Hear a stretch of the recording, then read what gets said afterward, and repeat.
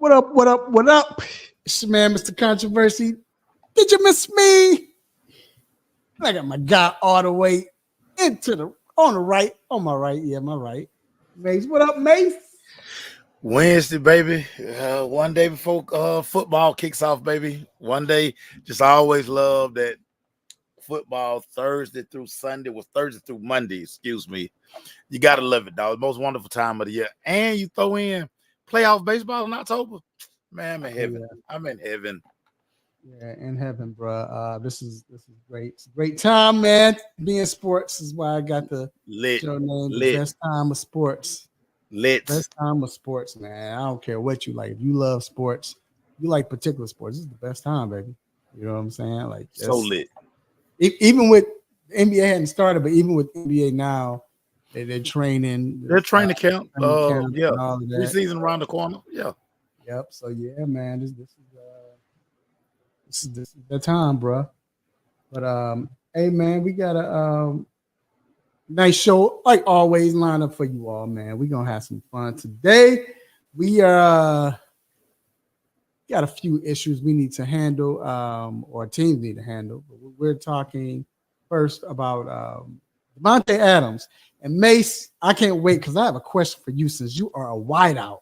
I have a great question for you, and I want you to answer. But we are talking about Devante Adams. If you've been hiding under a rock, or you just, I don't know, been in a coma, or you missed it, whatever.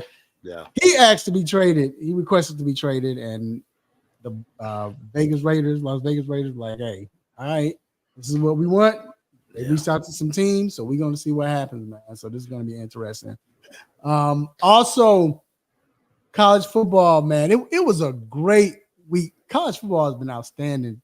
Me, man. It's been the last 2 weeks. I'll say that it's been interesting. It do what it do. It do what it do. It's college football. It's college football. But this past week was even better, man. You had great games.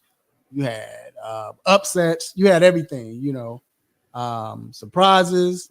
It was just a great week of college football. But we're gonna get into that, man. We got to talk about. And I hate it seems like we talk about this every week, but give credit to you all. The Crush Sports, y'all say the best. My man Glaze, shout out to Glaze. He said the best. He said, "Hey man, we don't want to talk about Colorado Buffaloes, but we got to. They're in the news.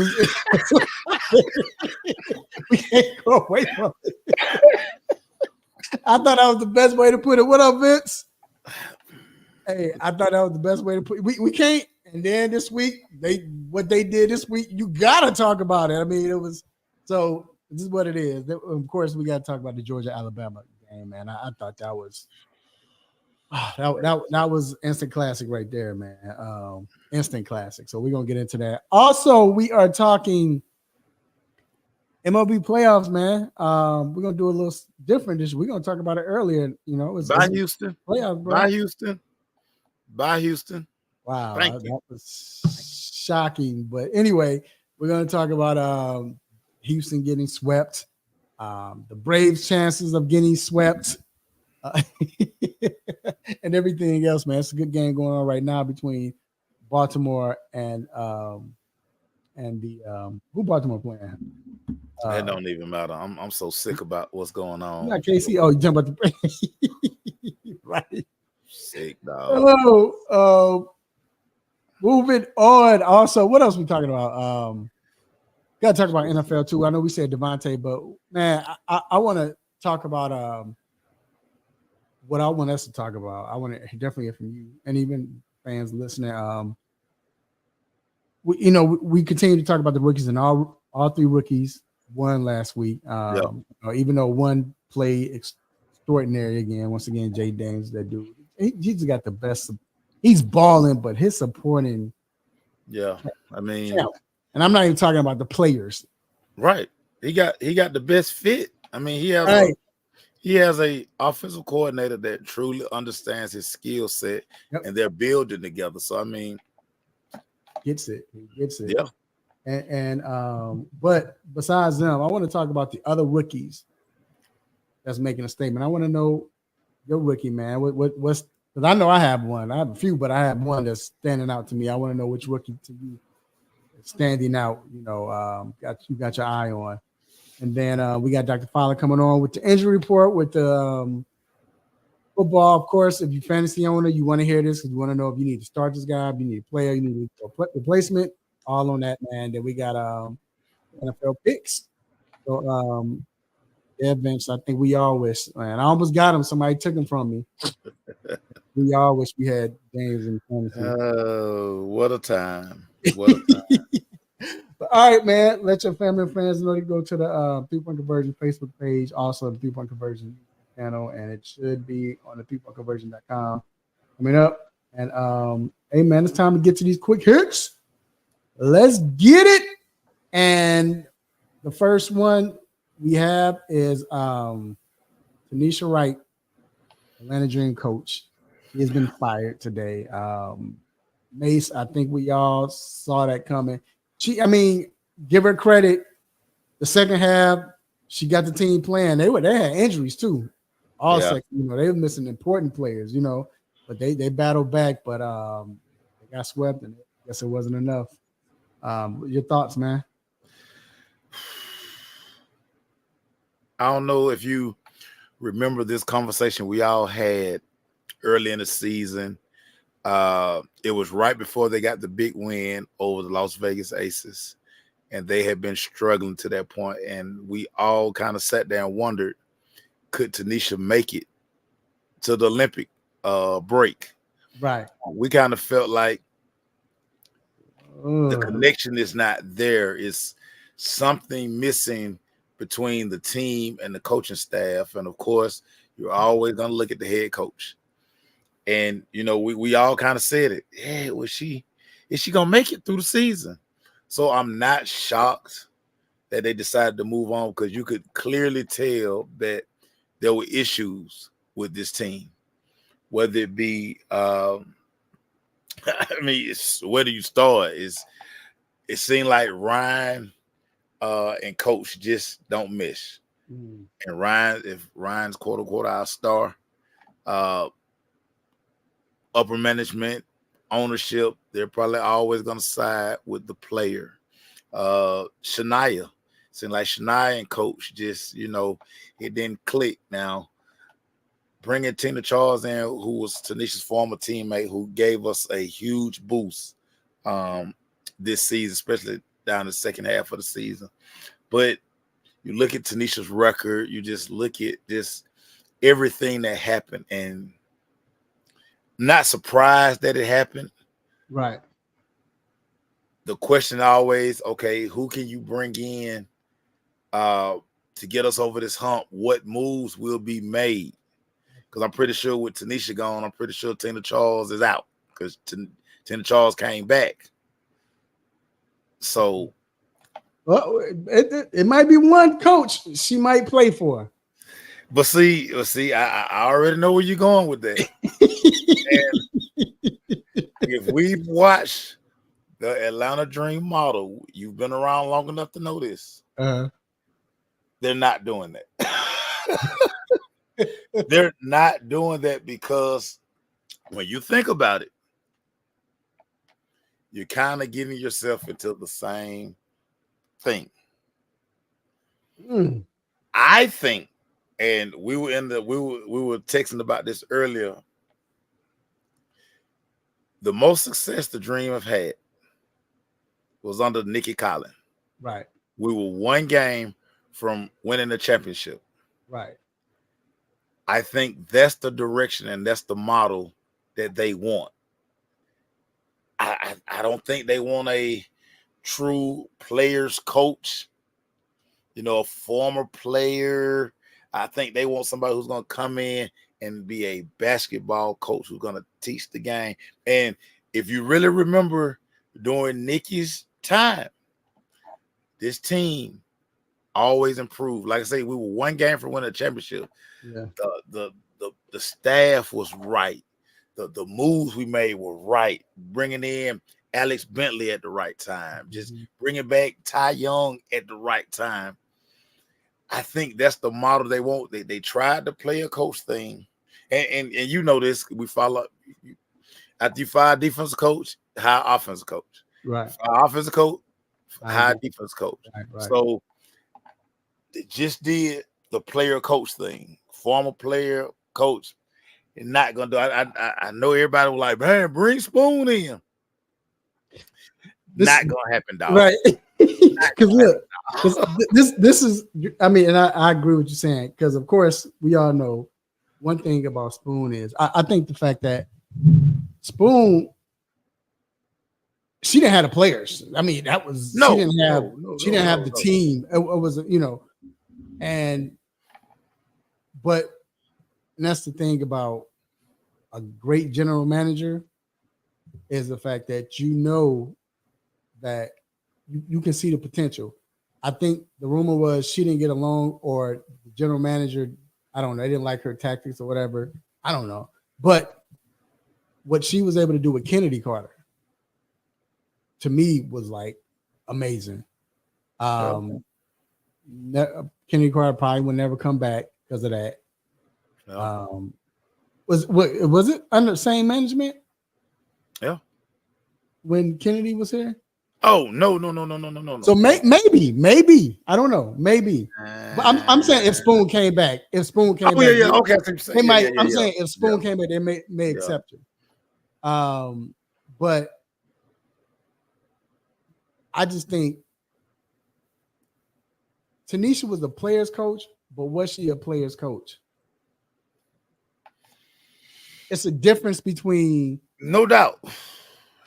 It's a difference between a coach who, she's cool with the players, but she's hard on them. That's not a player's coach.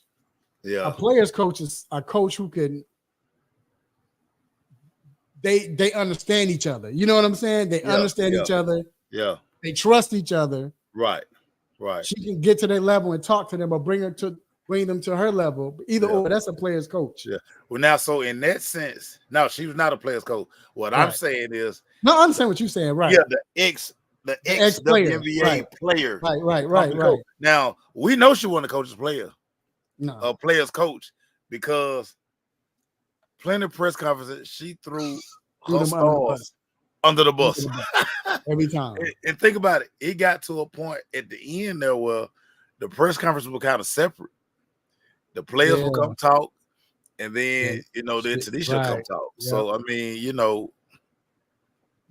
the writing was always on the wall. Like I say, when the news broke, I remember I was just scrolling the Twitter, and I saw it. I was like, but I was like, I ain't shocked. Like, you're not shocked, but it's like, it came out of nowhere, I guess, and not out of nowhere like we didn't expect it. It's just right.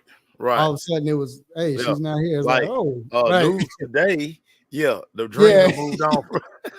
Right. So, by the way, the dream looking for a coach now. So, yeah.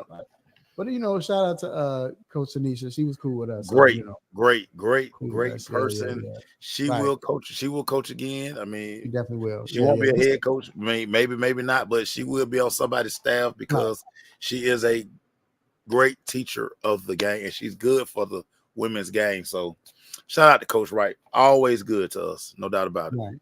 Right. Moving on, some sad news, man. Miami Dolphins linebacker Jalen Phillips suffered a season-ending knee injury on Monday night, man.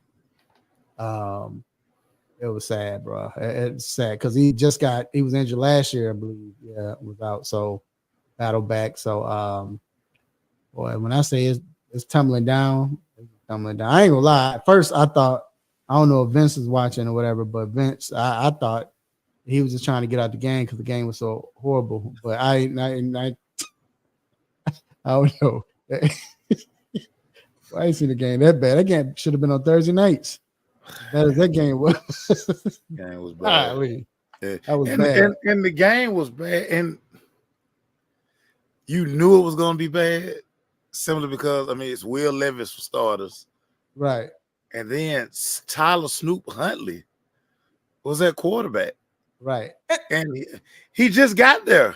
Exactly. It wasn't his fault, right? So that type of offense. You got a guy who been in camp all summer, and you bring in a guy off the street to come quarterback. And that offense as well. But remember, Muggs said that anybody can run the Miami Dolphin offense. Right. Anybody can run that's what all people said in defending why Tua shouldn't get his money. Well, it looked like to me that anybody can't run. We're gonna get all them people. Stop it. Yeah, all right. of them. You're right. Give it to him one more time. Get one more time. One more time? Yeah, one more time. Because you're right, bro. Stop it. Yeah, because stop it. But look, the funny thing is, I'm glad Vince is on here too. What I was laughing at was the first play, but they hiked the ball. He did was it Tyreek? No, the first play they tricked everybody through it, whatever. The next two plays, Waddle come in motion. And he as soon as he caught it, he threw it. You remember we were saying that last week? We was like, this one. Hot potato. They did it like 2 times in a row. I was like, hey, I told you I could have done that. Yeah. I'd have called that play. Well, I thought about you talking about just kept calling it audible to that. Hey, I'm just saying. But yeah, man. But shout out to Jalen, man. We hope he gets well, man. And last but not least, we this is too little too late for me, but Gonzaga Bulldogs are now joining the Pac-12. Like I know that I wonder if they was like, man, we good, dog. We try where we at. We probably get more coverage where we are now than the Pac-12. If you the AD, the phone ring, you like, don't answer that. Who is it? It's just the Pac-12, man. They don't want nothing, man. Dog. We'll call them back, dog. We got, hey man, what color? What new uniform we ordering this year? AD, the phone ring again. What the Pac-12 want? All right. What you say? Don't answer that. Hey, do like this. Oh man, right? They don't want nothing. No. Oh, that's funny, bro. It was just like, come on. Y'all about 5 years too late, man. Terrible, dog. All them things Gonzaga been doing in basketball, at least, but yeah. Whatever Pac-12, whatever. Right, yeah. Whatever.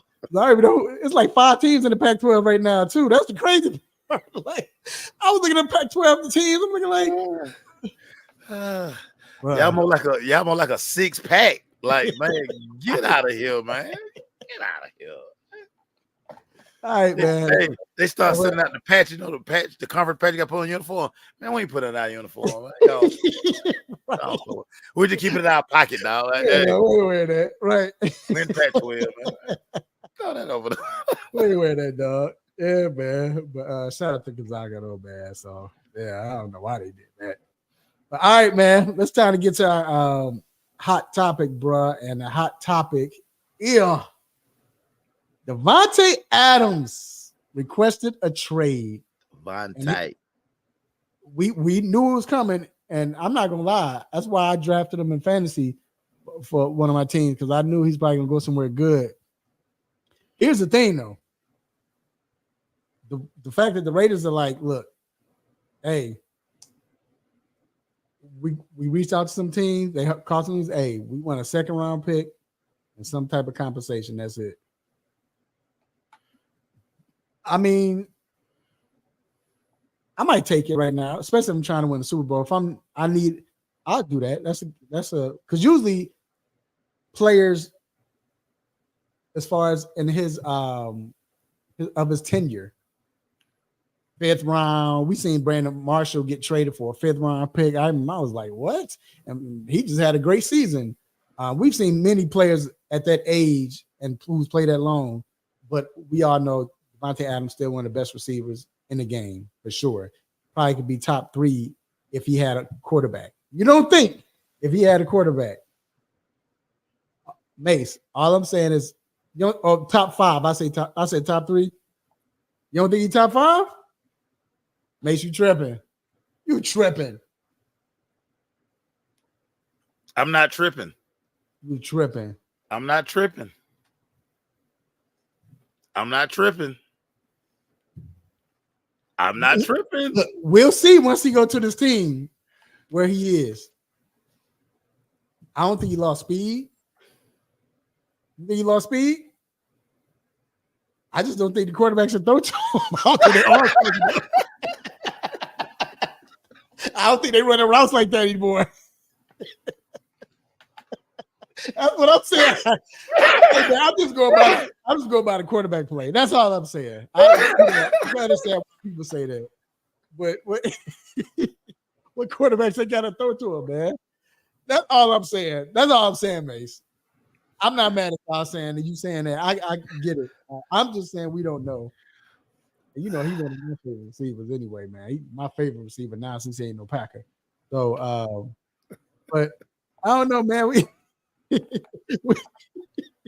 We'll see, man, what he can do if he get traded, But whether he top 10, whatever, good receiver, definitely change the needle for the team. My question is, I'll let you go first. What team do you see him going to? Or what's his best fit right now? Whether it be best fit for both parties. What's the best fit? So I was just arguing this in a group chat. The best fit for Devante Adams is the Buffalo Bills. And it's the Buffalo Bills because they don't have a proven number one receiver. Now, Right. If you think Shakir, if you think Keon Coleman are number one receivers, just go ask Josh Allen after the Buffalo game. After the Baltimore game. He like, bruh. Dog, I need a dude. Of course, everybody is going to say the New York Jets. And I put this post out earlier. I'm really praying to the football gods that they do send them to New York so it can be more dysfunction for Aaron Rodgers. And listen, that is a train wreck that's going on over there in New Jersey. Yeah, it is. It's a train wreck, and it's only going to get worse because if you insert Devante Adams, what you think Garrett Wilson gonna be saying? Exactly. What you think Adam Lazard gonna be saying? Oh, hurt ass Mike Williams. What you think he gonna be saying? Right. So and everybody know that it's gonna be a shift, but I do believe his best fit and his best chance to win with the Buffalo Bills. I agree. That was my team. I say Buffalo easily because they do need their number one. The only thing I worry about, but he isn't Stephon Diggs, but because like we were saying, the Bills are having so much fun. I mean, yeah. Baltimore wasn't about to lose that game. I don't care who. Yeah, Baltimore slapped them people. I don't know what I was saying. Yeah. But I thought it was Buffalo because, like, for everything you said, for everything you said, they need a number one. Not only that, but the fact that they need he would be a good mentor for those young wide receivers. Yeah.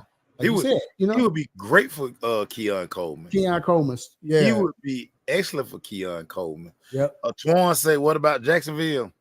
They got too many receivers as it is. They got like 15 receivers there. The way Trevor Lawrence playing. Nah. But Devante will be down there like 4 weeks. He's like, man, give me out Duval County, man. Let me go back to Las Vegas. I'm good. Send me back to Las Vegas in my Taco Bell in my basement, man. Right. This guy is tripping, dude. I think Buffalo. I would love to see him in Buffalo. We'd love to see him in Buffalo. Okay. This is a correction. We got 17. They got a lot of receivers, dog. They keep adding them too, and drafting them. Man. Here's who I think, another team that I think will benefit the most right now. New Orleans Saints. Because I think as good as Chris Olave is, Chris Olave would fit in that number 2 slot. Now you got that number 1, number 2. And because he's not taking it deeper. I mean, you got Shaheed, of course. Yeah. Chris Olave is more of a intermediate. Run great routes, but intermediate I'm open right here, 15, 20 yards. You have a Devante Adams as well. You know how it is with Carr. You seen what Adams did his last year with Devante. I mean, with Carr did with Devante. Yeah. Devante had a great season that year. Yeah. So you just saw his production drop because of the quarterbacks he had after that. So I think that's a great, because now you put him with New Orleans, defense is already playing pretty well, playing well actually. I mean, what they did with the Eagles, what they did with Falcons. Hey, now you put him with Olave, and I think Olave could move and play that. Olave could probably play the slot as well too. Yeah, because he can run. When it comes to intermediate routes, man, I was watching him in that Falcon game. Oh, so Olave's sweet. No, Olave's sweet. I sit at the end zone, so you know where we were sitting at. I'm sitting behind the end zone, so I can see everything. Yeah, I'm just watching him run routes because I got him on my fantasy team. I ain't gonna lie, but I'm watching him run routes. But that dude was Olave is filthy, dog. Olave is filthy. So my question to you is, because you are a 49er, Rams. God, why am I thinking of the West Coast? A wide receiver. We call you the wide receiver guy. You know what I'm saying? That's your dude. You know, one-on-one wide receiver, Maceo no. Let's say he went to, you kind of touched on it earlier, but let's say he goes to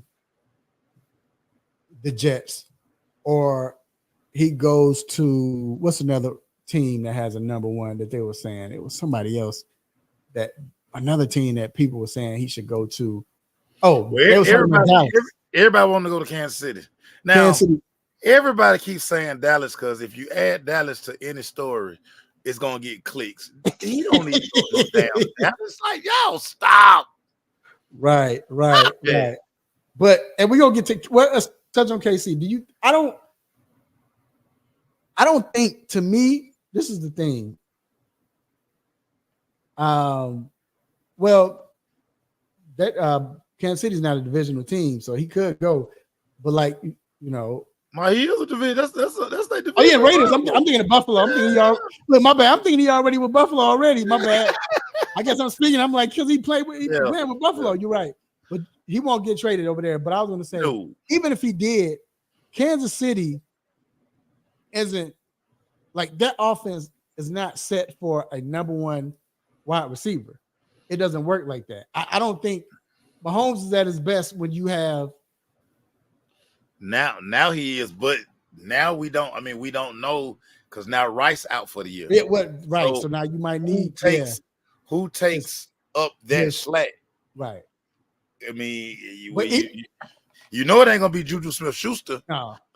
But look, but even when you had Tyreek wasn't 90 catches like he doing in Miami. Right. 67 catches. Home run guy. Yeah. So that offense is not built. It's built on the tight ends being open. Wide receivers stretch the play. You might somebody run in, square in, whatever. Yeah. Tight ends run those intermediate routes, and then they're right there. So I don't think a quote unquote number one guy would fit in Kansas City. I just don't. You always, I mean, you know. I mean, you want one, but I don't think what their scheme, I don't know. Pat Mahomes has become he became a better quarterback once Tyreek left. So, yeah, I give you that, because now he had to really read the field. He had to understand defenses better. It wasn't just, when I'm in trouble, I just forced the ball to Tyreek. He's become a much better quarterback. He uses the entire field now. But yeah, they definitely wouldn't. It's no way the Raiders are gonna do any business with Kansas City. None. Even the Chargers. Chargers would be nice too, but none. Yeah, they're not gonna trade for you to have to play him, for him to have to come back in the later on in the season and trash you and give you 12 for 220 and about 4 tuds. You don't want to do that. So what I was going to ask you is, if you pair him to like the Jets with your guy Garrett Wilson, or we know it's headlines. Let's say Dallas with CeeDee Lamb, or any other real number one wide receiver. Talk about the effects of that. Will that work? How will the other wide receiver, even if we know, hey, this is big bro, He's that guy. How can that work? Bruh. Or will it work? So if you watch the wide receiver thing on Netflix, you know that Devante still think that he is him. Like, I'm him. I'm him. Him walking into another locker room, even though it's their locker room, if it's CD or if it's just whoever, right? He's going to still say, hey, I have more all pros. I have more this. I have more that. He still thinks he's the number one. He's going to always be an alpha. Always. It's hard having two alphas, and that's why most teams don't have two number one receivers. Right. You guys have to understand their role. He the one, I'm the two. I'm 1B or whatever the case may be. Alvin Harper was a great number 2 in Dallas for a long time. Super Bowls, making plays. He felt like, hey, I could be a 1 like Michael Irvin. Tampa Bay paid him to be a 1. Paid him. Didn't work.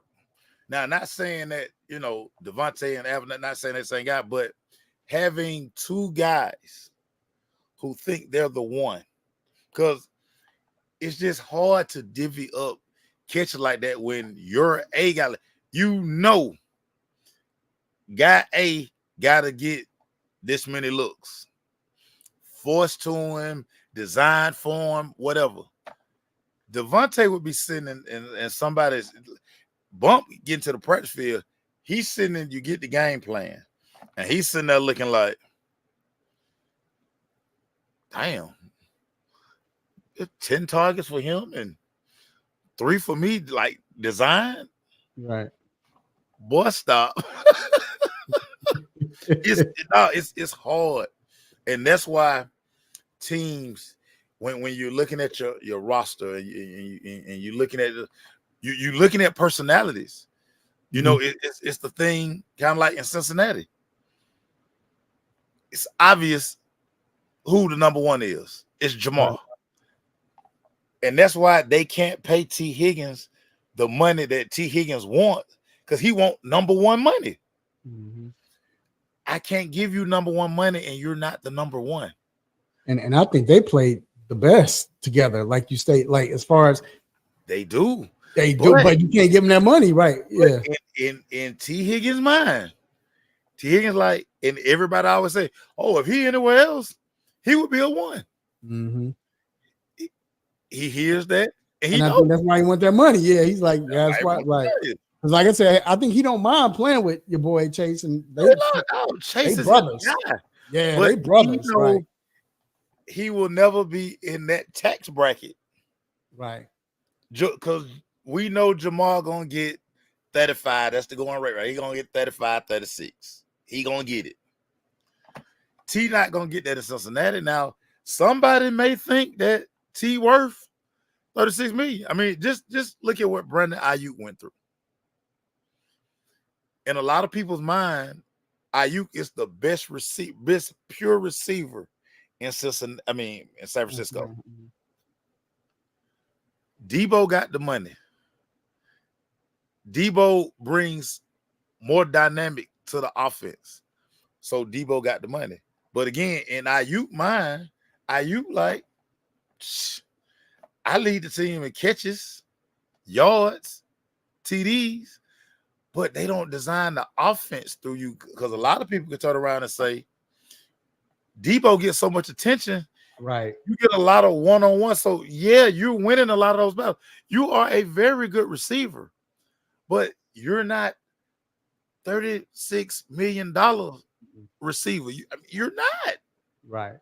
So, now, when a guy is a 1, he's a 1. Right. Think about it. Brandon Marshall at the end, he hopped around. His biggest issue in his mind, he was still a 1. Yeah. He was nowhere near being a 1. Nowhere near. But that's the mentality these guys have, because they're so used to the ball being forced to them. So, it wouldn't work, dog. It wouldn't work. Okay. Yeah, and I agree. I agree. So we're gonna see. He's not playing. He's not even on the injury list. So, Well, no, he tweaked his hamstring, so they've already right, said he's out because of right. hamstring. They don't have him on the injury list. Go look at the injury list for the NFL that put out. He's No, not no, even I on know the he's injury not list. on that list. Right. They said that. Right. The They team has said already said his hamstring right. will not dress this Sunday. That's what makes me believe that he's about to get traded. And it Oh, just there's no came out doubt about again. it. Yeah, he's Bruh, about to get traded soon. he's worn that Raider jersey for the last time. Yeah. Yeah. As a matter of fact, Mark Davis, definitely Antonio Pierce, they probably not already text him, called him. Hey, bro, stay at your Taco Bell on your first floor. You don't even have to come by here, bro. Right. We already boxed it up. It's heading your way. All your shoes, everything. We don't want nothing of yours. Hey, do you think, just real quick, and we'll move on real quick, when Antonio Pierce made that statement, some players have made business decisions. Was he talk? Yes, he was. Yes, he was. Yeah, I was just like, I thought about that, like, wow. Hello. Yep. I'm like, man, I'm like, He talking squad dead to the Devante. dude they traded for and gave all that money. But we can't let Devante off the hook. This is what you asked for, Devante. When they cut your partner 2 years ago, you should have been like, y'all do know I came out here specifically for him to play with Derek Carr. Bruh, get me out of here, man. Yeah, he should. And he tried to be a team player. He was like, yo, you saw the wild. He was like, man, let's see. But I feel you, though. He should have left in. That was dirty by the Raiders. The writing was on the wall, dog. What did you think was going to be better? And to your point, lady quarterbacks, y'all keep rolling out to me. Okay, y'all brought me Jimmy G, Aiden, whoever, O'Connell. Now I got Gardner Minshew. Yeah. Bruh, stop. Yeah. Stop. All right, man. We're going to move on. And you already know what time it is, man. It's time for that college football. And it is time for like what we like to call the Nosy Neighbor Watch. Yes, and sir. I'm going to let you go first, man. Who you got on your Nosy Neighbor Watch? Plain and simple, my boy. I'm down in Athens, in between the hedges. I got my bonnet on. Got my Crocs on. I ain't got my sports mode this week.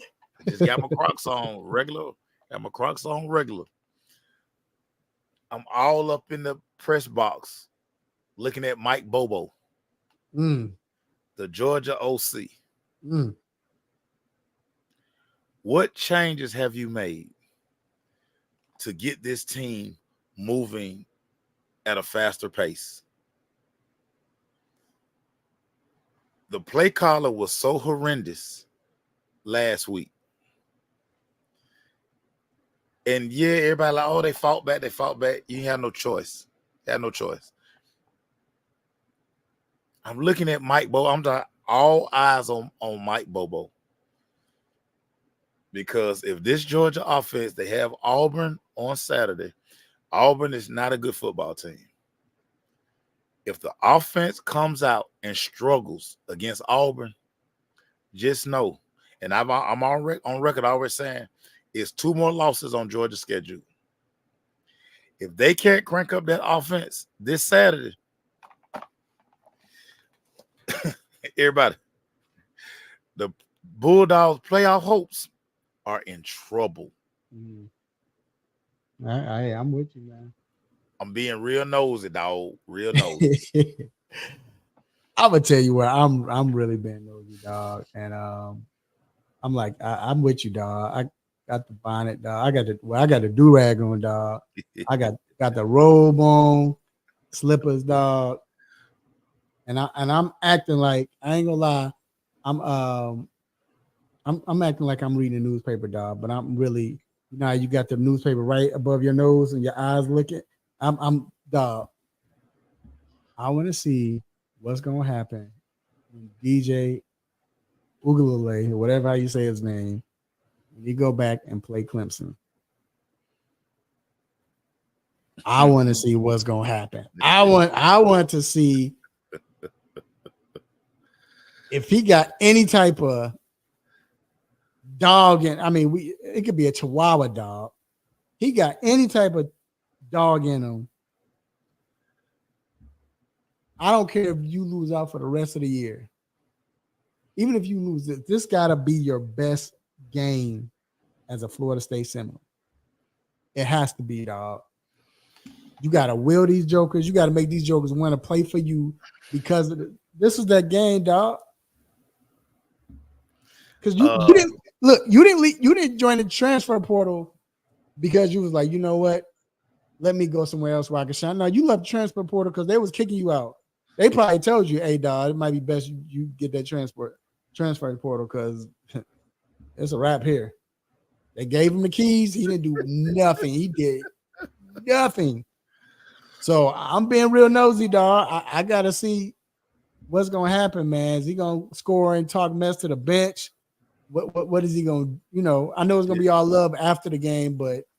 Did you see Florida State against SMU last week? Bruh.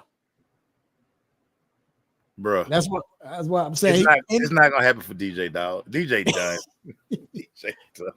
But look, the game against Notre Dame, he got to bring that out. He got to have one more game in him, dog. Just to, like I said, any dog a fight in him, dog. I don't care. You got to make some plays, dog. You got to make these players play for you, man. Like no, dog. Joe, I know he all airport team, dog, but white flag, Florida State. White flag, Florida State. White flag, Florida State. So all right. So let me ask you, man.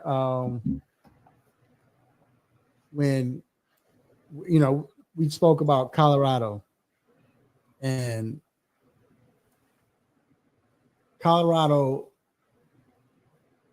We expected them. Who they played last week? They played UCF. So we expected UCF in South Florida now, or in Florida, we'll just say down south. At the bounce house. Yeah, the bounce house. They played, and we expected UCF. How everything's gone for the last 2 years with Colorado. They play a good team. Or a team that's good enough, they struggle and they probably lose. Well, that's what it is. Except for, and TCU wasn't really a good team. They were just ranked. It was preseason ranking.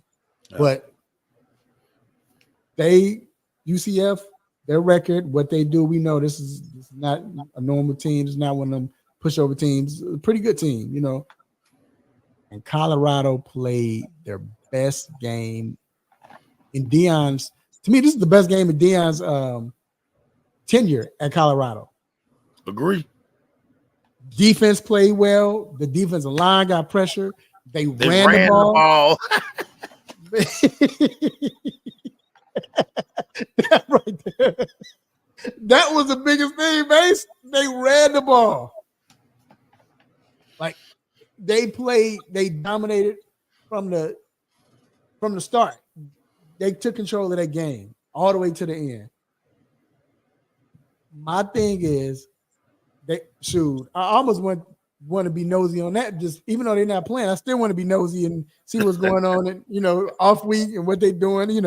Shador going to buy a new car. Shador going to get a new car. We'll see the video. Yeah. Travis gonna be doing more of them crazy dances. Right. He's gonna be on stream with Casa Nine. Yeah, hey man, but shout out to Colorado, man. And it was like big win. What comes next? Is this the game that give you confidence, or is this a game that give you cockiness? The thin line, dog. It's a thin, but that was a game that can push this. I'm not saying they're gonna go on a run and make the playoff, but I'm saying most people had this, or most fans had Colorado winning 4 games. About 4 or 5 games, yeah. Maybe 5. Dude, think about this. Once Colorado becomes bowl eligible, cities are going to line up to bring Colorado to their town to play in their bowl game.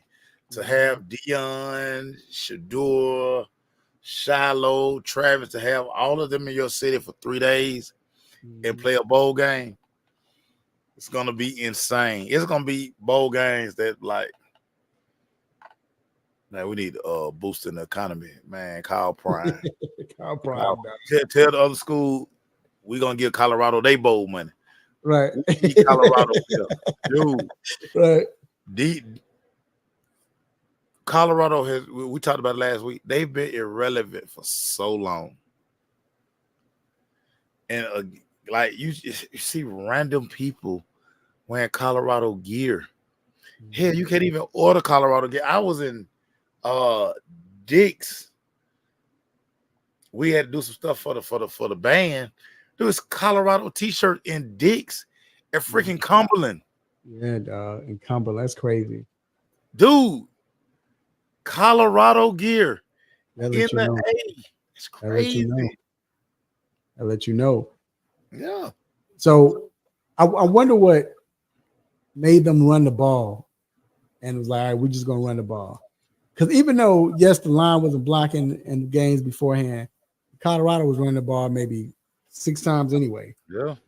10 times at the most. Like, I think Dion really listened to the outsiders. They listen to Twitter. And I think they sitting there like, dude, I cannot continue to let Shador get hit the way he getting hit.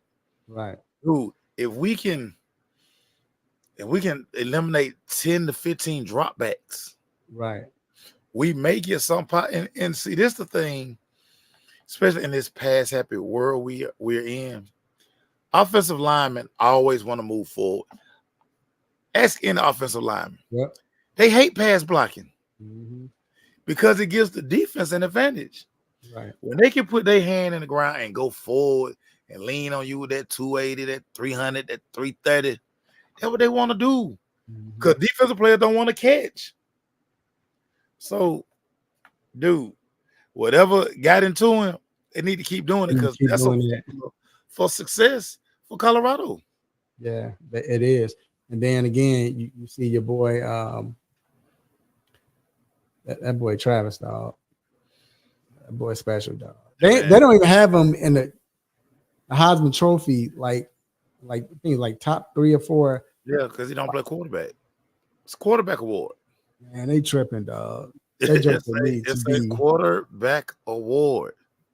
He needs to be. It was one play. I think I was on the phone with you. Yeah. When he was like, right oh, I was like, what? Yeah, right. This dude ran the route again for him. And he didn't get to pick that play, but he ran the route for him. Like, come on, man. Bro, listen. And Dion, it's a quote that came out today. And Dion basically said it's a shame that writers are gonna hold me against Travis because they don't like me. And they're not gonna vote Travis as the Heisman Trophy winner. But again, now it's a quarterback award, dude. This award right now is Jalen Milroe's to lose. Jalen Milroe, until further notice, is your Heisman Trophy winner.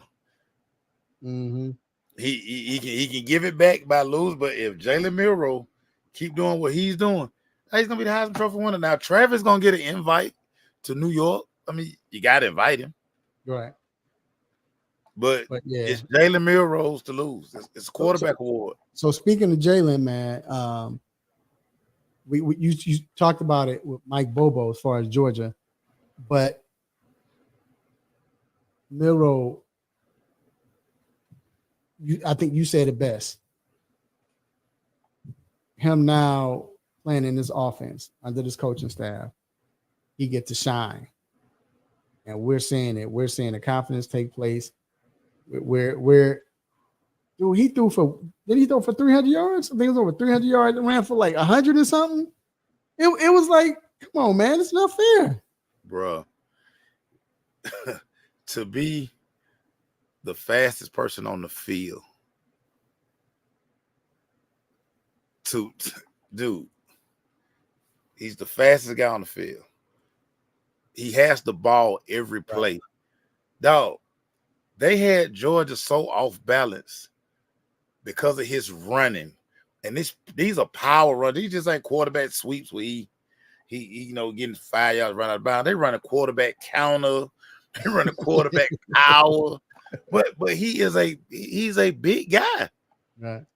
And he understands how to protect himself. But a lot of guys in Georgia secondary, they were making business decisions and like, man, I don't want to keep hitting him. Oh yeah, bro. They were, bro. You could tell they were. Man, they all up high like, dog. You're not gonna tackle him up there. You're not. Right. Yeah. But you know what? I'm not gonna lie.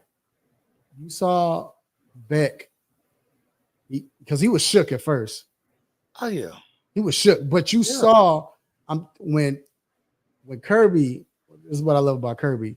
And most coaches are going to do that anyway. But when Kirby, that last pick he threw at the end of the half, when it seemed like Georgia was kind of gaining momentum, then he threw that pick, and Kirby stopped him and said something to him, and you could tell he was like speaking confidence, like, bro, you good? Just, bro, you had a feeling Georgia was going to come back, But do you think that does something? I know you talked about how. What is Bobo going to do later on? But do you think that second half might spark something in Georgia for the rest of the season? You would hope, right? Especially offensively. You would hope because I mean the biggest question, I mean, it's the offense is Mike Bobo and Jeremy Thompson. What about that second half? Listen, me and my partners.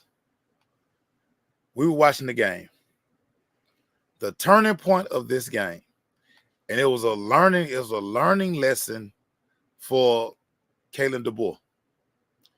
They're up. They're punishing Georgia. Why do you try to run a double reverse pass? Dude, when they did that, I told me, Dooley, Reggie Ball, it was about 6 of us right there sitting at the table watching the game. I said, dude, Georgia's going to get back in this game because for a brain fart, 15 seconds of just delusion, he did some Pac-12 stuff. That's Pac-12 football. Right. That's some Pac-12 football. And stuff. I'm pretty sure one of the good things about having Nick Saban on campus every day or just around, I'm pretty sure Nick Saban went and had a conversation with him and told him in this conference, when you got somebody down, you choke them out. Yep. Because if they go up 35-7, bro, Dunzo, that double reverse pass gave Georgia life. Because what it showed Kirby, and I'm pretty sure Kirby probably talked about it. I might have called Jonas to ask him. He'll tell me. But I'm pretty sure Kirby went in there and he told his team, hey, that staff, they not ready for this. They don't understand what's going on yet. Dude, if that was Nick Saban on that sideline, oh, yeah, it would have been Jalen Milroe left, Jalen Milroe right, Ryan Williams, this running game. Dude, Nick Saban would have went up 42-0 on Georgia. Yeah, easily. Because he knows, bruh, you have to choke the life out of teams in this conference because everybody too good. Yeah, and I think that was too good. I think that was a welcome to the SEC moment right there. Like, dude, why are you getting cute? You have been playing physical football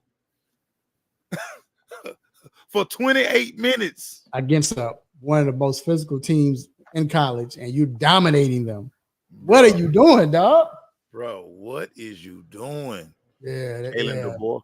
But it was a learn. I promise you from this day forward that when he got somebody down like that, he mashing the gas. He mashing the gas. And he better mash the gas. Yeah. That was retarded. I was like, dog, that gave Georgia life. It changed, dog. It changed the game. Yeah. it changed the game. Yeah, look what Jeremy said. F around to find out next time.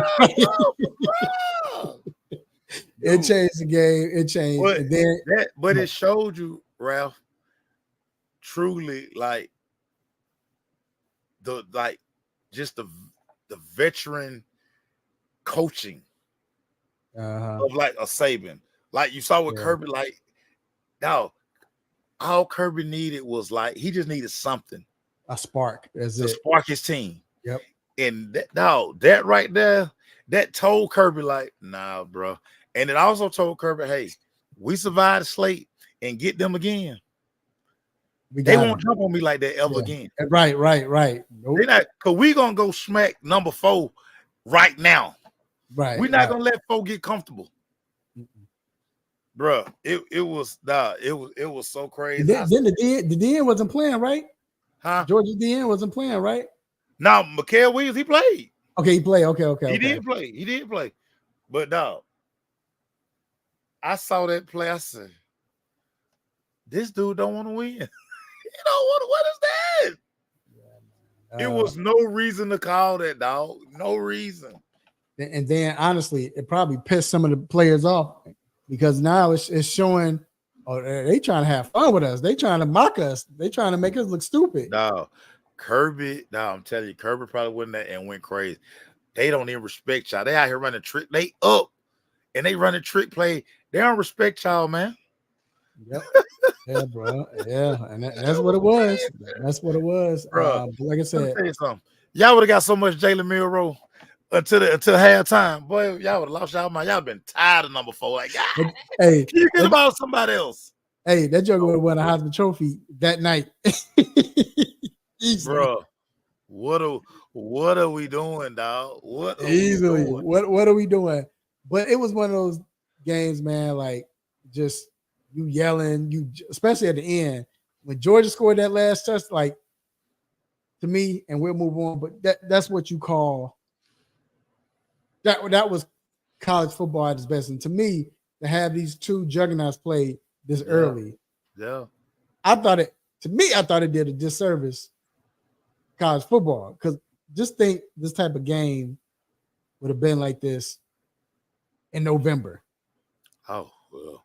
Yeah. You know what I'm saying? Early November, where it's, it would have really been, but still, either or, no matter what, like I said, it was one of them games, you jumped off the couch, especially the last touchdown. I was like, you didn't want to move.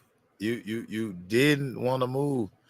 Jeremy, again, we know Travis is the best player in America, but they're not going to give it to him. It's a quarterback award.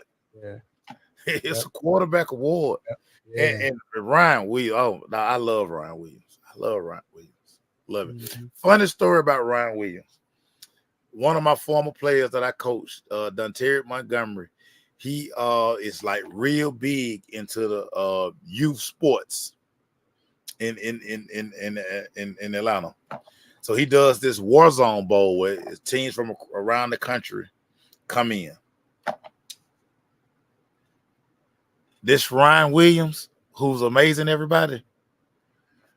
Ryan Williams, 8 and under team, came here. Ryan Williams won this tournament by itself. He won the MVP of the tournament. Me and Montgomery were laughing about this late Saturday night after the play. Coach Montgomery was like, Coherd, you know that's the boy from Mobile that beat everybody that weekend by himself. Here's him. Quarterback, running back, linebacker, safety. Listen what I'm telling you. This kid won the tournament. They played Friday, Saturday, and Sunday. Freak, dog. Again, sometimes God just touch people and tell them they it. You it. He is it, sir. He is. Dude, the spin move. Come on, man. Yeah, dog. That was ridiculous, dog. When when he did that spin move.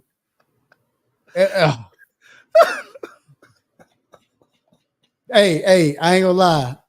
Hey, I had to do in a suit move. Look, I ain't gonna lie. When he did a spin move, I had to look. I was on the phone when it happened. He did it. I'm like, what is this ninja about to make me go to my high voice?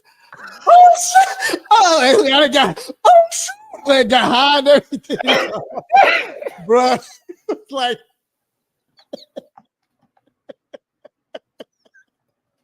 bro.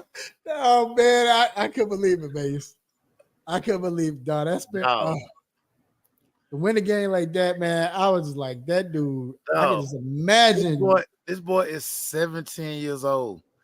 Right. He should still be in high school. Right. But again, dog, God touched certain people. And dog, no matter dog, you it. Did you say what you say last week? You it, dog. You just got it. Dog, you got it. You got it. He only give it to a few people. Yeah, got it, dog. Like, well, what you do with it? That's on you. But you it. I'm giving you everything. I'm giving you running, jumping, giving you vision. I'm giving you them wiggles. I'm giving you everything. He did it to Randy Moss. Cause you can go find 20 people who built just like Randy Moss, and none of them gonna be as athletic as Randy Moss. Not gonna happen. He gave it to Usain Bolt. You it. Like, you're it.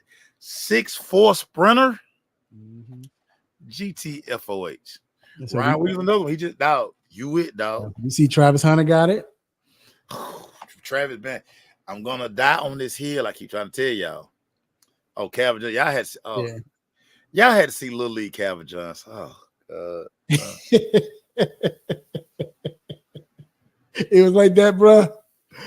Y'all see Little League Calvin Johnson. But again, go ask anybody in Gwinnett County. Travis Hunter is a better basketball player than he is a football player.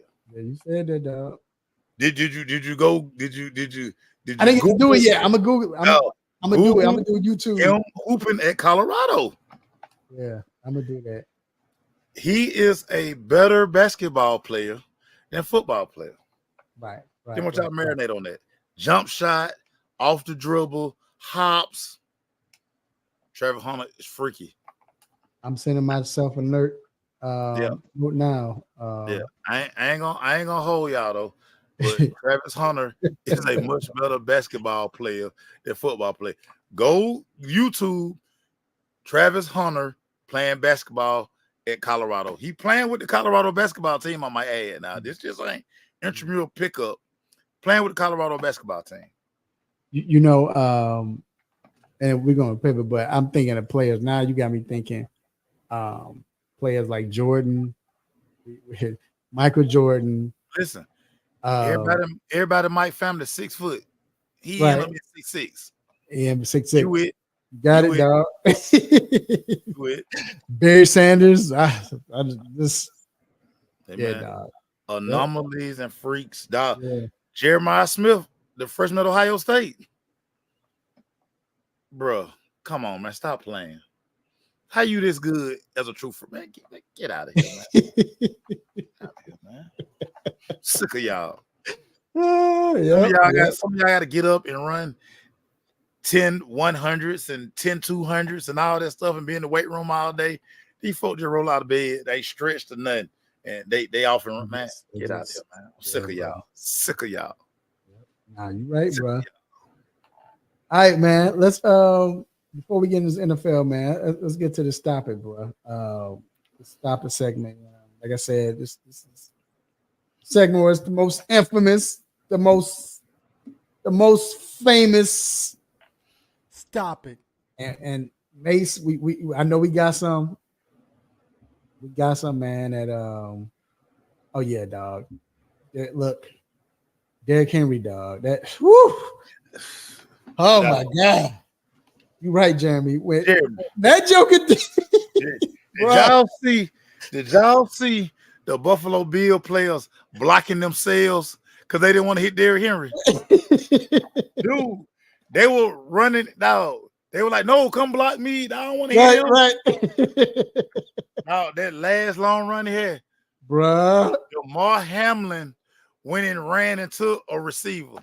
Right. So he ain't had to go hit Derrick Henry. Man, get out of here. Oh man, bro. Yo, That Derrick Henry ran for 4,000 yards in high school in a season. Crazy, bro. And you know what? That's another player like we talking about. He older than, bro. The fact that he didn't play that long, bro. And you know what type of running back he is. And for him to, you can't be 250 pounds and they can't catch you. Listen, they didn't want to catch him. No, they seen them videos of him stiff arming Josh Norman and all they been out. Don't nobody want to be on that Summer Jam screen, dog. For life. Man, get out of here, dog. Lamar Hamlin, dog. Rashad Bateman had no intention on blocking Lamar Hamlin. Lamar Hamlin ran into it. He was like, Bateman, please block me. So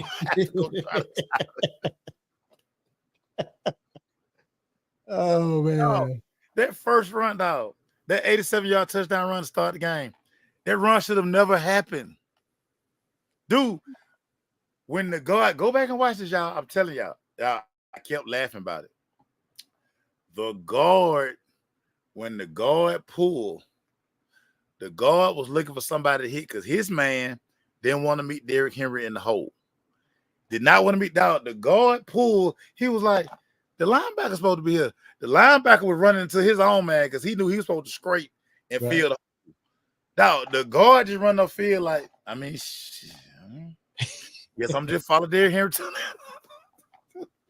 And them two safeties, everybody in football, y'all know this, y'all. Everybody does pursuit drill. Pursuit drill is all about going to what a man gonna be. You go to angle, right? Just go look at the angle that them dudes took. They took the flattest angle in the world. Like they never taken geometry. Man, GTFOH, man. Dog, go dog. I can't make it up, y'all. I watched it like 5 times the last couple of days. My mind was blown, dog. All right, man. I'm gonna give you my stopper real quick, man. I know we're running behind. We're not behind, but I know Doc about to come on soon. My stop it, man. Make it real quick, bro, because we got. I'm ready to talk NFL. My stop it goes to. Let me just put it like this. So, Caitlin Clark, we all know about her fans, right? Her followers. We won't say fans. Her follower. Her. I don't know. And it has nothing to do with Caitlin because Caitlin's not on this and she proved it. But you know how they are. They always ready to jump. You know, Angel calling her a thug, calling everybody is black a thug. You know, they in quotation marks, all of that. They just mad because you got this, all that crap. You know how they do. Yeah. Bruh. My feed, every time, I think I told you before, every time I'm posting this on the 3-point conversion Facebook page, bruh, it goes viral. I'm talking everything I posted of her, live interviews, whatever. Everything. 335,000. The least it'd be like 80,000. That's the least amount of views I get with Caitlin. The video that's came up where dude asked Caitlin about, like, he's put out there, look, you're going through all of this, you know, these people that follow you and everything and how they talk about WNBA and the racist comments and all of that. What do you think? And shout out to Caitlin. She shut it down. Did you see it? Yeah. She shut it down. It went viral everywhere else. She shut it down. You need to, you know, whatever. We don't go by that. They need to stop. These are not fans. Whatever she did, right? She went in. I posted that one. I posted it 6 hours after homie posted it, right? There was nowhere else. Just with 6 hours when he posted it, that should have had millions of views. It only had like 65,000 where he did it, or 30-something thousand, something like that on Twitter. When I posted on my Facebook page or the 3-point conversion Facebook page, Guess how many views it has? This has been over a week now. 3.5K, 3.5 thousand viewers. Of course. Where y'all at now? So, Bruh. all the people that say they're fans of Caitlyn that really aren't fans, and white Americans, there's a few blacks that act like that too. Asians, whatever. Stop it. Get y'all Bruh. Stop it. out of them. Bruh, think Stop about it. it. When Stop she just Stop. liked the Taylor Swift comment that she was back in Kamala. Right. White people win the tizzy, dog. Yep. They went, they like, oh my God, like, no. They didn't know what to do or say. They was Bro. They're creating the most false narratives in the world, man. mm-hmm. False narratives in the world. Mm-hmm. Just stop it, dog. I hate to do this, man, because he's a You know what you were going. He's a fellow wide receiver, man. Okay. I thought you was going somewhere else. Go ahead. Man. And I just want to preface with this, like, just because you guys got a lot of money and y'all go spend a lot of money on these outfits, man, don't mean the outfit's busting. I need you to give Deebo Samuel a big stop it, man. Go look at Deebo Samuel pregame outfit, everybody, this past week. And the purse that he's carrying a purse. You know, and Deebo, my guy, cool, but you already know how he walked too. Dog, this is what I'm saying. Debo, you can't wear that stuff, Debo. Nah, dog. And dog, you can't wear it. He ain't got the little, the little thing across his waist, across his shoulder. Right. Like the little backpack. How he's carrying a purse. Ain't do that, dog. Because Debo already walked real feminine. And then, dog, Debo, you're not built like Justin Jefferson or CD Lamb. Like you and Jamar Chase, like y'all some put together dudes. Right. Y'all can't be out here wearing that stuff, man. Y'all gotta stop it, man. I was so glad. Well, never mind. I mean, they can't cancel me because I got my own company. But either or, we're gonna leave it alone. We're gonna leave it alone, man. Come on, Debo. Come on, Debo. Hey, so stick with football. Y'all know, so accept me for who I am. Oh, that's funny, boy. That's funny, Jeremy. That's funny, Jeremy. All right. So first, I'm gonna let, and I didn't even play. I should have put it on here, but I'm gonna let Maceo go on his rant because Maceo, just real quick. So I'm gonna let Maceo say it. So Maceo, you got tagged and you was getting hit up on Instagram. So Maceo, you and I both, no disrespect to the brothers that made it. It's just that we're tired of this swag surf song. It's been everywhere, right? Everywhere. They even voted it at the Final Four in Arizona. And the teams that were in the Final Four was Purdue. Who was it? Purdue, Connecticut. Who else? I forgot, but it wasn't teams like some team from out of California or Miami. No, you didn't have that. These are white collar schools. And the song they voted had these 3 songs they voted for, what they want to play in the end of the third quarter. And Swag Surf was a song that won. I couldn't believe it. So Mace, I'm gonna let you take the floor real quick. Go ahead, bro. Go on your rant. Everybody, stop it. We have so many other songs that we can use. This is Atlanta. All the rappers live here. We can do an anthem every week. And what made it worse Sunday They ran it back. They ran it back. Y'all were having so much fun. They said, let's play it again. So what I happened with stood the there the whole video? time. I was like, So what happened with the video, dog? so first of all, of course, the quarterback, of course, the interview is always going to be the interview.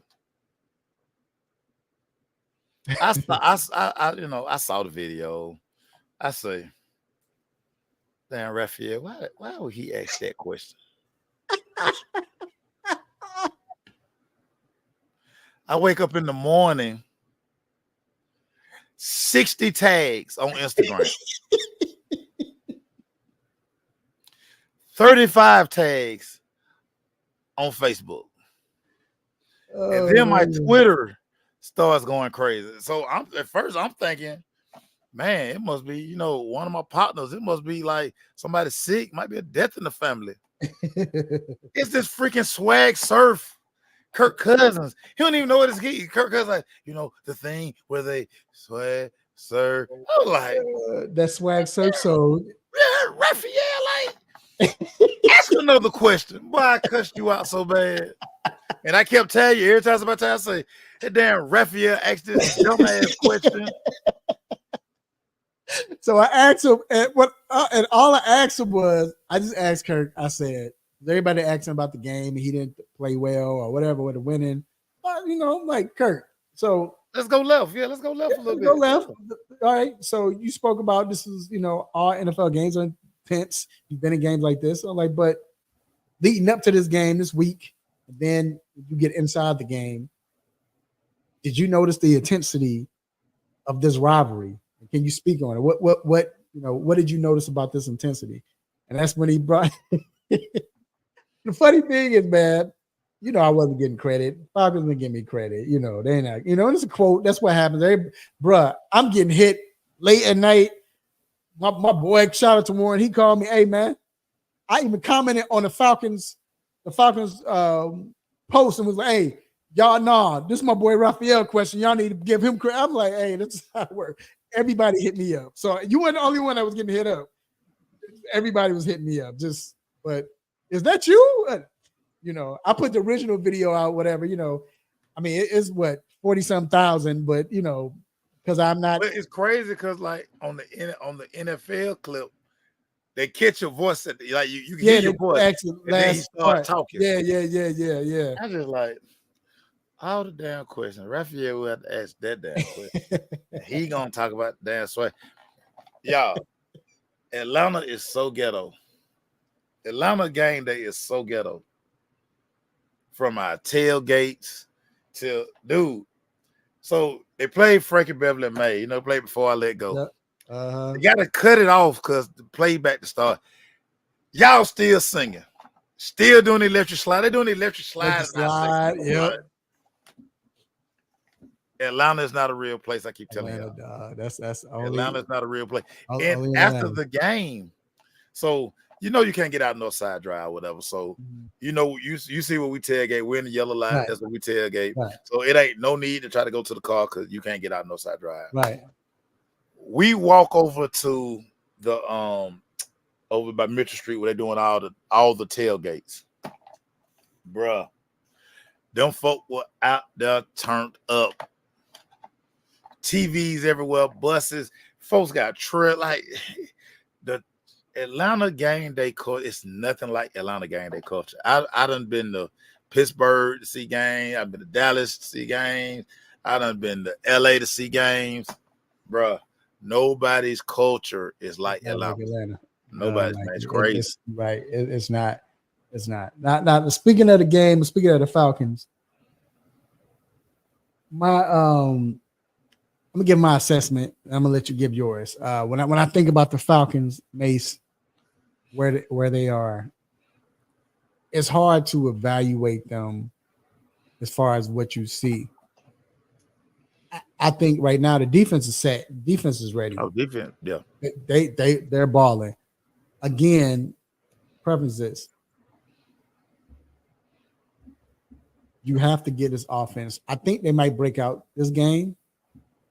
because again, when you have, I keep saying it, a new quarterback, a new offensive coordinator, a new head coach, different wide receivers integrated in this on this team as far as like, who's starting, new offensive scheme,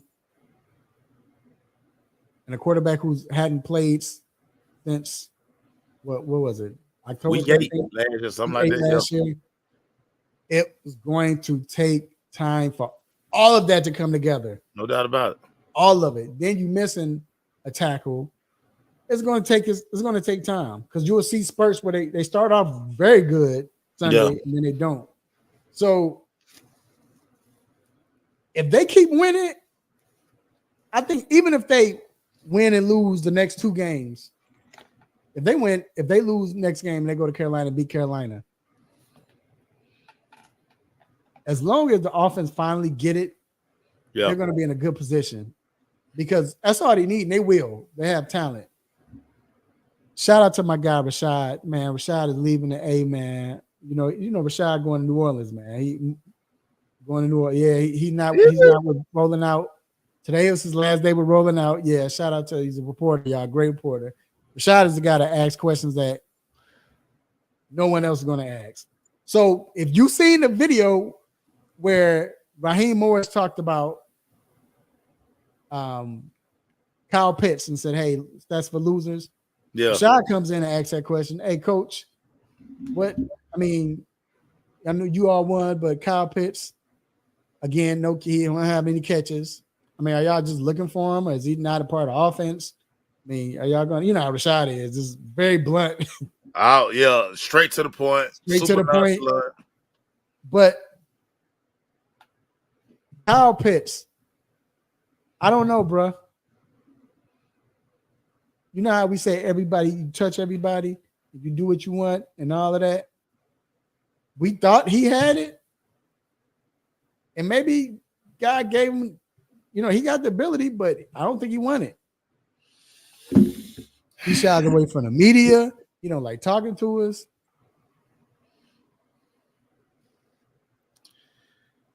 He's tired of hearing that he's the worst number 4 overall pick ever. I don't know how many times we can say this. These guys, as much as they like to say they don't listen to the media, listen, they hear everything. They can't help but hear everything. They got this in their hand 24/7. They're talking to people. They get in their car. They can't help but not. His name is being mentioned on Twitter every day. He can't go on Twitter and again, if y'all don't think these guys type their name in and just start reading stuff, y'all done lost your mind. We've seen them do it plenty of time. Yep. Mm-hmm. So he understands that, my productivity versus where I was drafted, I'm coming off as a bust. Now, me personally, I don't think he's healthy still. I just don't think they know how to use him because he's not an inline blocker, so they don't put him at traditional tight end. Mm-hmm. He's not a good enough route runner. I hate when they line him up way outside because he's not a good route runner. Like that slant they tried to throw him, I mean, it was a terrible route. I think he needs to be inside, like more like a slot. Close to the line, maybe just detached from the tight end a little bit, where he can run. He just needs to be in the middle of the field. Stop routes, that little over route they run, shallow, a dig, inside the 20. Don't throw him no damn fade.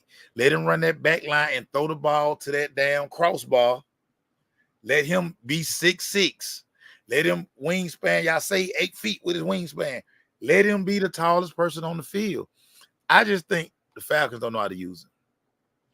This is another offensive coordinator. They don't know how to use him. He's going to go to a place because, I mean, why would you keep him? Right. He's gonna go somewhere, and somebody's gonna know how to use him. He'll flourish. They just don't know how to use him here, and he started to get aggravated. You can see. I mean, his body language says it all because he wants to make plays, but he's just not in a position to make plays. And what they're asking him to do, I just don't think he can do. And here's the funny thing, or the crazy thing is, I know it's training camp, but when he's in training camp, and even when he's going against the ones, they couldn't stop him. Like they was, and they were running him. Now again, we didn't get to see what the offense was going to do, so they was running basic plays or whatever, but what have you. But he was lining up as a tight end. Then they put him in a slot, and he was killing. It was like, and I was preaching like, oh, he's gonna have a big year. Yeah. But this is what I see in him. Like you said, he's reading everything, and once he's reading everything, what everybody's saying, pressure's getting to him. When he's not having a good game, or I think he just shuts down. I think he is nervous. I think he has no confidence. He has his confidence done. Now Kirk is still trying to get him. Kirk is trying to force the balls, like Jeremy said. He's trying to force him. You started to see the game before last when he only had 2 passes, and then he had another catch where it was taken back for a big play. But it was like, okay, you can see where they can use him. But again, maybe it's just they're waiting for the offense. Like I said, it's taking its time. To me, Mooney is killing, but I don't know, bro. They just, like you said, maybe they not using him correctly, bro. And again, you can see now, one, he don't have no confidence, but then Kirk don't have no confidence in him. You can just look at the ball distribution. When it's time for a play to be made, he looking for Mooney or he looking for Ray Ray. Yep. Because those two guys know how to get over it. Now, like Drake London is a terrible route runner. Terrible route runner. And you got him lined up outside. Marshawn Lattimore continues to say this. He can't run by me. He's not a good route. Now, I sit on all his routes. No, his route running is so terrible. Then he got nerve to be dropping the ball. But again, I think he out of position. I think you put him inside. Yeah. Put him inside. That's what they did at USC. Let him be tall. Let him be a basketball player. Because honestly, you think about it, on Sunday when he got his catches, he was inside. In the middle of the field. Yeah. Rebounding. He boxing out people using that big old body. Dog, they tried to say he's going to be like Mike Williams. And I kept telling everybody, no, he's not, because Mike Williams is a route runner. Right. Drake London's not a route runner. Right. And clearly he ain't working at it because he hadn't gotten better since he's been here. So right. I don't know. All right. So let me move on to, we talked about the rookies. And again, we talked about rookie quarterbacks. Rookie quarterbacks have been, doing their thing, man. All of them, even they all got a win last week. Jaden looked great again, like you said, just his old Cliffy Cliff, just know what he's doing. You know what I'm saying? You know what he's doing. But it's been other rookies, man, that's been standing out. I want to ask you, which rookie that stood out to you that's a non-quarterback? It's a couple of guys. One of the guys I've been very impressed with outside of like say the quarterbacks, and again, y'all gonna be like, man, you such a nerd. But Jared Verse. That was mine, right? Jared Verse for the Rams, man. And it's kind of cheat code for me because my nephew plays for the Rams, and I'm always asking, man, what is it about Verse? And he like, it's for a whole dog. He like, it's nothing. And I think we're scratching the surface. Because I always tell you, like, they just add more and more to the defense with him every week. Like, I knew he was good, but I didn't know what his transition was going to be like. Dude, Jared versus a dog, man. Jared versus a dog. I don't like him in that single digit, but whatever. But he a dog, man. Jared versus that dude. Yeah. That's who I was going with, Mace. That dude, Jared versus the way. And see, if you watch a game of his, you might see he gets 1 second. No, the amount of pressure he gets. Yeah. He's always in the backfield. Yeah. His motor never stops. Yeah, man. Yeah. Man, it's like, bro, he was in Caleb's grill last week. Yeah. The whole game, they couldn't stop him. Yeah. They couldn't stop him. Yeah. At all. And he's been doing this all season. That's the funny thing. Every week. Every week. Yeah. All right. I'm gonna go with an easier one. It's a couple though that I could say, but just the easier one. Then we got another star dog.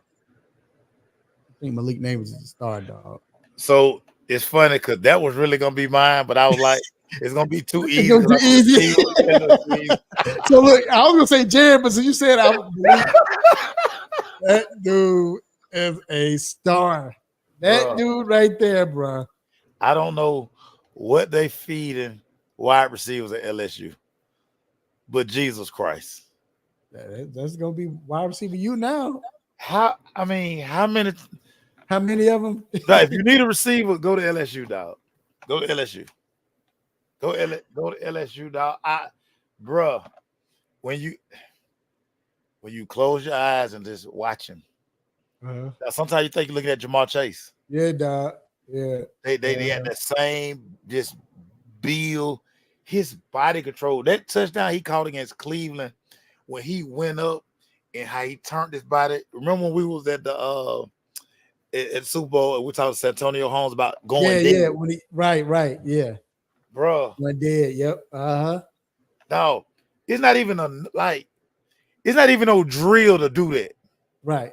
You either can do it or you can't. Right. Bro, but he went up in the air and as he was turning for his presence to know, dog, just go dead.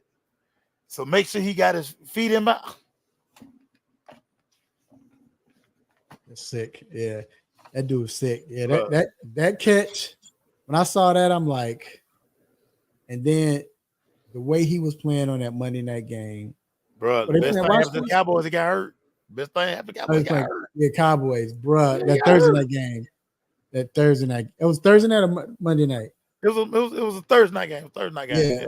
Bro. I'm just looking like this dude is an animal. Like his route running, the understanding of how to play defenses. You know what I'm saying? To run against certain. For him to be that young and to see where this is where I need to stop. This is where I need to put that jab. That play where he, because I thought, I ain't gonna lie, I thought it's a busted coverage. Yeah. When that Joker put that jab and that dude went over, oh my God, when he route, bruh, I was like, they showed it again. I was like, oh, that was the route. But think about this too, Ralph. He is their offense. Mm-hmm. The offense flow through Malik Neighbors like, bruh. That's the crazy part. He's the most targeted receiver in the NFL as a rookie. All they plays are going number one. Hey, I don't know what y'all talking about. Get it to him, hand it to him. But hey, can you play running back too? All right, can you play DB? Take your chance. Man, that you ain't lying, bro. That dude Malik. And you know, I'm not gonna lie. So I watched the tape. I didn't see too many of his live games at LSU, right? Oh yeah, freak. But you could tell, you know how you hear a lot about somebody, and I started watching. I'm like, boy, he just runs deep. Then I started really watching him. Like, dude, I'm gonna tell you how good Malik Neighbors was at LSU. So his battery mate, Brian Thomas Jr. Mm-hmm. Brian Thomas Jr. led the nation in touchdowns their last year. LSU was 17, only because everybody was doubling Malik. Right. Dude, you got a guy on the other side who caught 17 touchdowns because people were like, bruh, we can't let 8 get off. Jane like, shit, okay. 17 touchdowns because everybody was scared of number 8 for LSU. That's how great Malik Neighbors was at LSU. Crazy, bro. Crazy. So let me ask this.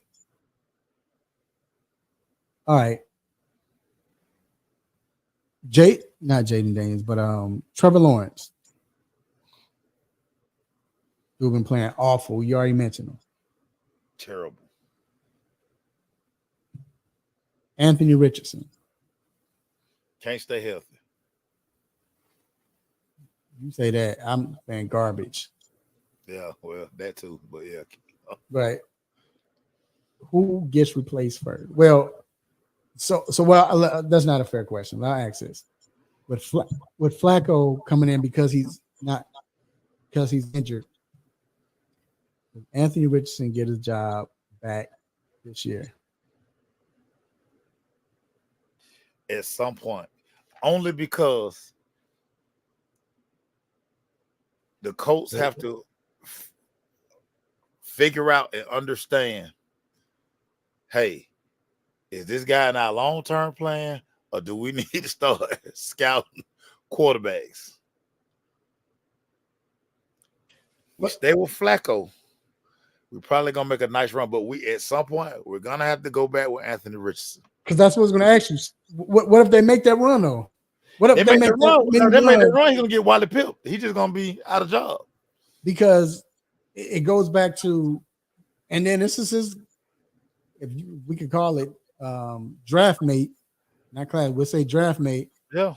We've seen what's going on with Bryce and the reason why they're doing it. Yeah. It's the same situation. Same situation. Well, it's a little different because he keep getting hurt. Bryce just sucked.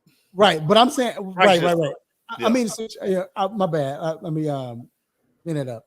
Same situation as far as you got a quarterback that's 53 years old that you put in. He's 60. Right. Him and Andy Dalton, 62 years old. But they come in and they're playing well. So it's not like they're going to get replaced by this, like, oh, this old quarterback is our future. No, it's one of those things. Like you taught me. You the one to convince me, Mace. You said all it is, hey, we're trying to see. We don't want you to lose your confidence. Yeah. With Richardson, he's making plays. He'll make plays, but run that out. He threw it out against the Bears, and it was 20 feet in the air. He did it like 3 times. Like, no. And I don't know if you can fix his accuracy.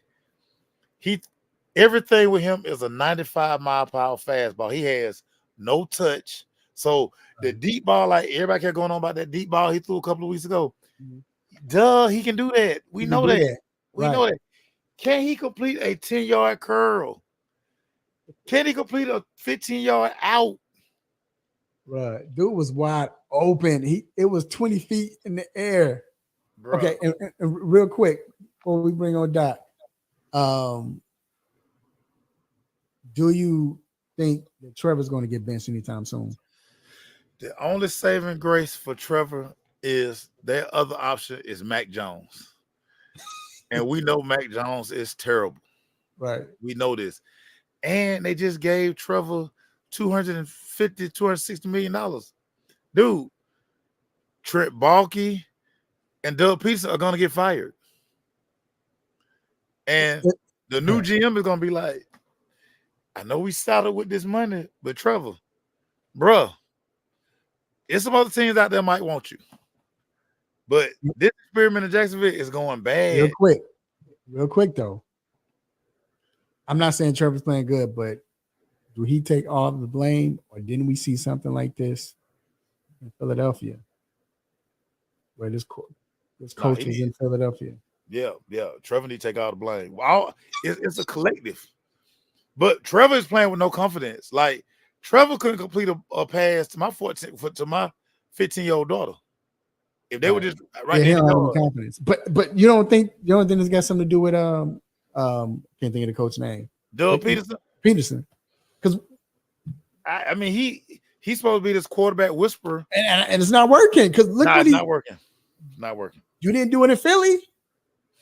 Nah, you didn't do it in Philly, but Philly don't like their quarterback either right now. Either he playing bad too. So right, but because think about it. About that? Think about it, and then we'll go to break. Same thing. Wentz MVP year, first year, second year. Flacco comes in, go to the Super Bowl the same year. After that, Flacco sucks. Wentz not good anymore. They just don't do well. Jacksonville, first year, Trevor does great with them. Go to playoffs, come back, win. Next year, that regress. Year after that, it regress. All I'm saying is I see a pattern. Is he really a quarterback whisperer? Remember, this is a backup quarterback too, except for Peterson. You know what I'm saying? Who didn't get to play. So but Trevor is playing horrible though. Yeah, of course. I'm just saying I don't know if he should get all the blame. But all right, man. We're gonna take a quick break, man. We gotta as they say on TV, pay these bills. Yeah, gotta pay the bills. Yeah, we gotta pay these bills. We're gonna take a quick break. We'll be right back, you all. Have a sports injury? Need to see an orthopedic doctor? Ortho Atlanta is one of Metro Atlanta's largest orthopedic and sports medicine practices, providing orthopedic and sports medicine care for the whole family. With 37 physicians and 14 offices, the practice provides the highest level of care for injury of muscles, joints, bones, and spine. Ortho Atlanta offers convenient access to a full range of musculoskeletal surgeons and specialists. Ortho Atlanta also offers on-site physical therapy, pain management care, MRI imaging, and workers' compensation care. The Ortho Atlanta surgery centers in Austell and Fayetteville provide cost-effective, same-day surgical procedures in an accredited outpatient center. Hip, knee, shoulder, back pain? Ortho Atlanta has you covered with specialists in all areas. Same-day appointments, orthopedic care for the whole family. Ortho Atlanta, Atlanta's choice for orthopedic and sports medicine care. Learn more at www.orthoatlanta.com. Hey, this is Earl Campbell. Hey, it's Chuck the Iceman Liddell. This is Emmitt Smith, and you're listening to 3 Point Conversion.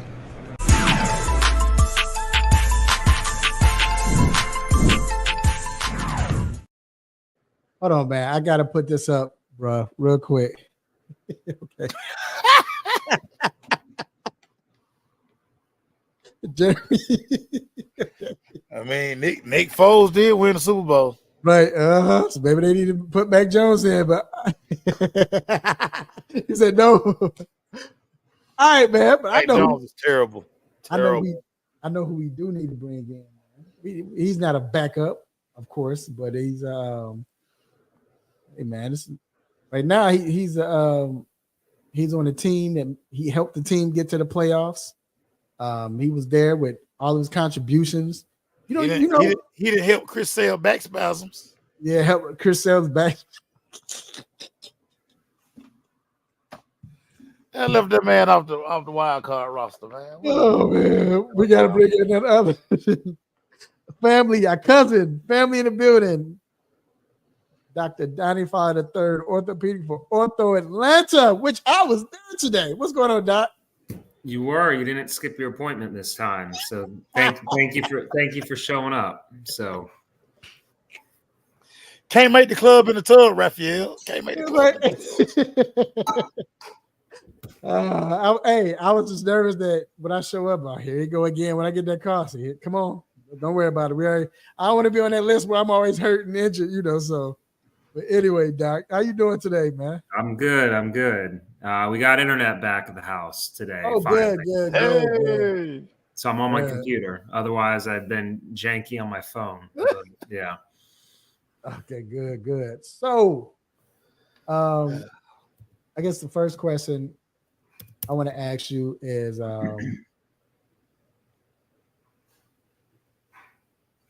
should I start with? Go with it. Go with it. All right, I'm gonna start. No. I'm gonna take. We're gonna go in order like we said. Nick Chubb was designated to return today, and they're saying that he was limited in practice today. How realistic is it for him to come back and play and win? I mean, tough dude. I think it's realistic, of course. I mean, I don't think he'd be making if he wasn't planning to come back, he would have retired after having his second devastating knee injury. And Right. some people may have done that, but probably speaks to his desire and motivation, and obviously wants to go out on his own accord, and hopefully still has in a couple of years. But I mean, a bad injury. They actually broke it down into two separate surgeries, and obviously he had the big surgery when he was at Georgia as well. So that's a lot to come back from.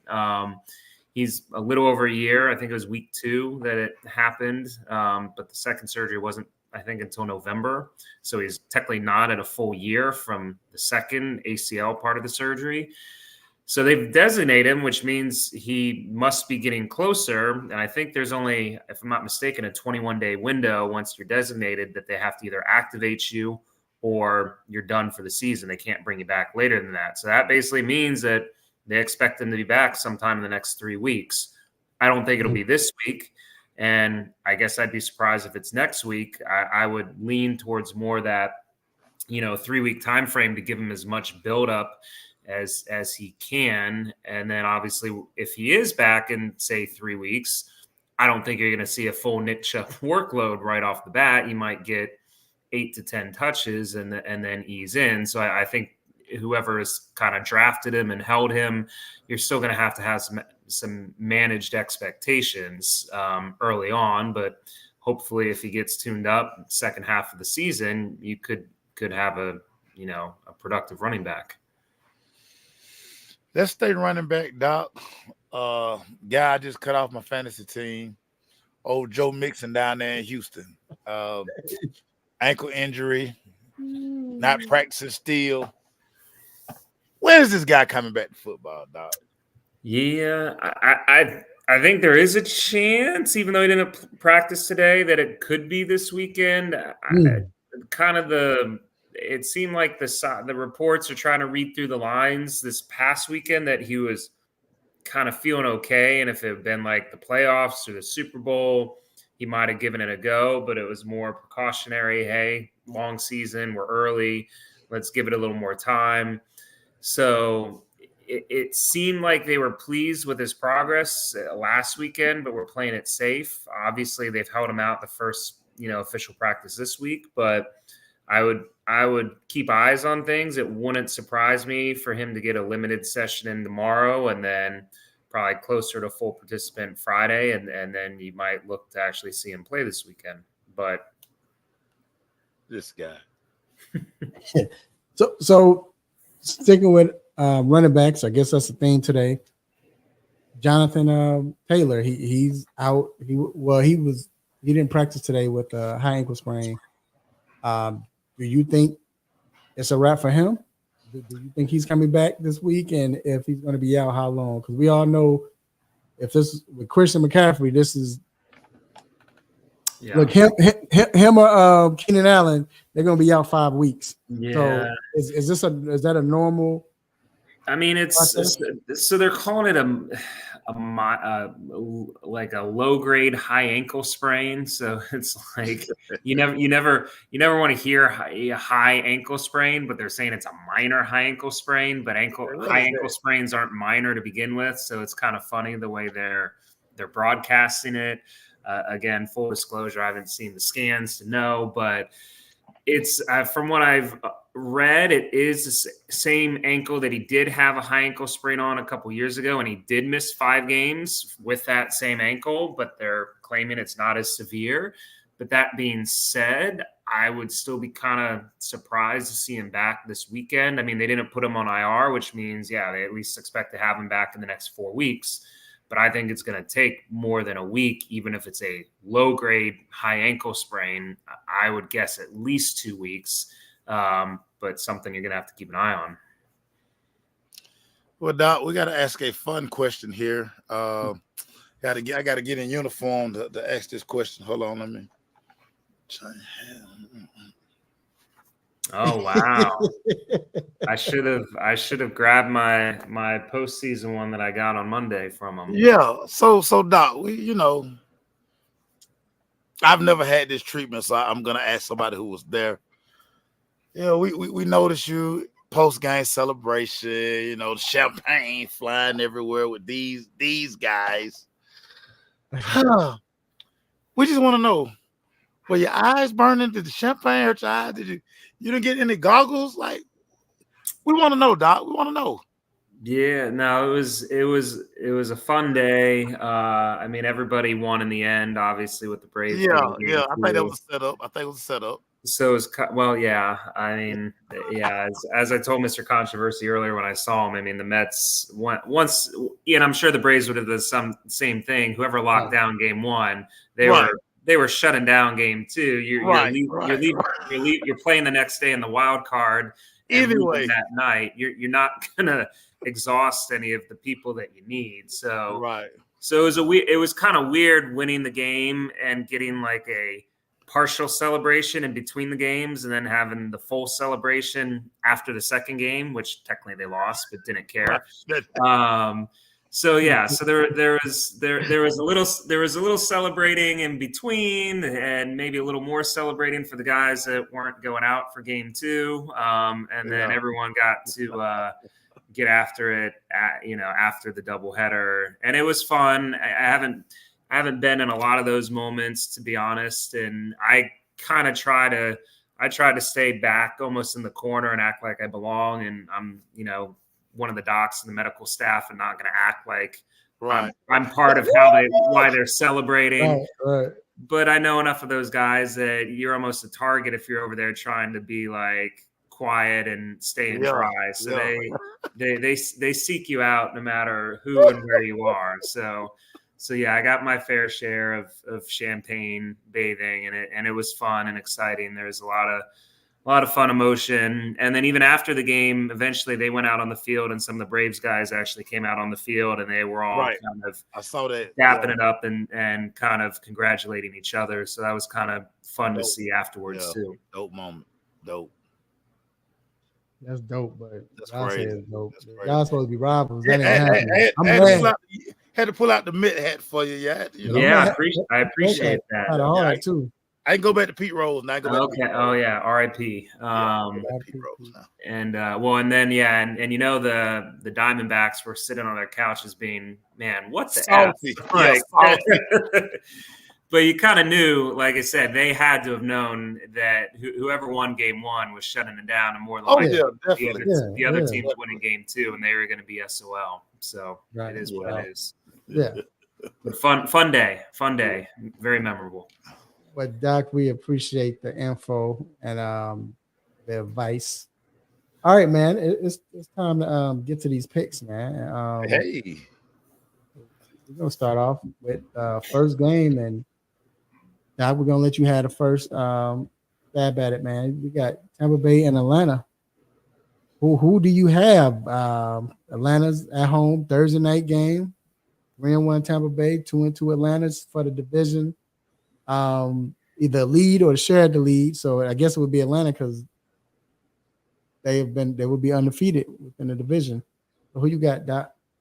Yeah, well, people watching right now shouldn't probably go with whoever I pick, since I'll be the first to admit bringing up the rear right now, but going to turn it back. So, I mean, I'm going to go with probably the unfavorable non-hometown pick and take the Bucks. I mean, a fun win for the Falcons, squeezing out against the Saints, who they kind of boggle my mind now, kind of how good they've looked at times, and now how bad, or maybe a credit to the Falcons for making them look the way they did. But I don't know. I personally haven't completely bought into the Falcons as a complete team, and I think Tampa Bay is. Obviously, it's on the road, so it'll be tougher for Tampa Bay. But I just think they got more than Atlanta, at least at this point, and we'll probably. I think it'll be close, but maybe 4-5 point victory somewhere in there. No. Sorry, Atlanta fans. What you got, Mace? I'm going Tampa Bay too. I just think the Falcons' offense just isn't there yet. Godwin, Mike Williams, running game, Baker. I just think their offense is more in sync. So I like Tampa Bay. I'm going Atlanta.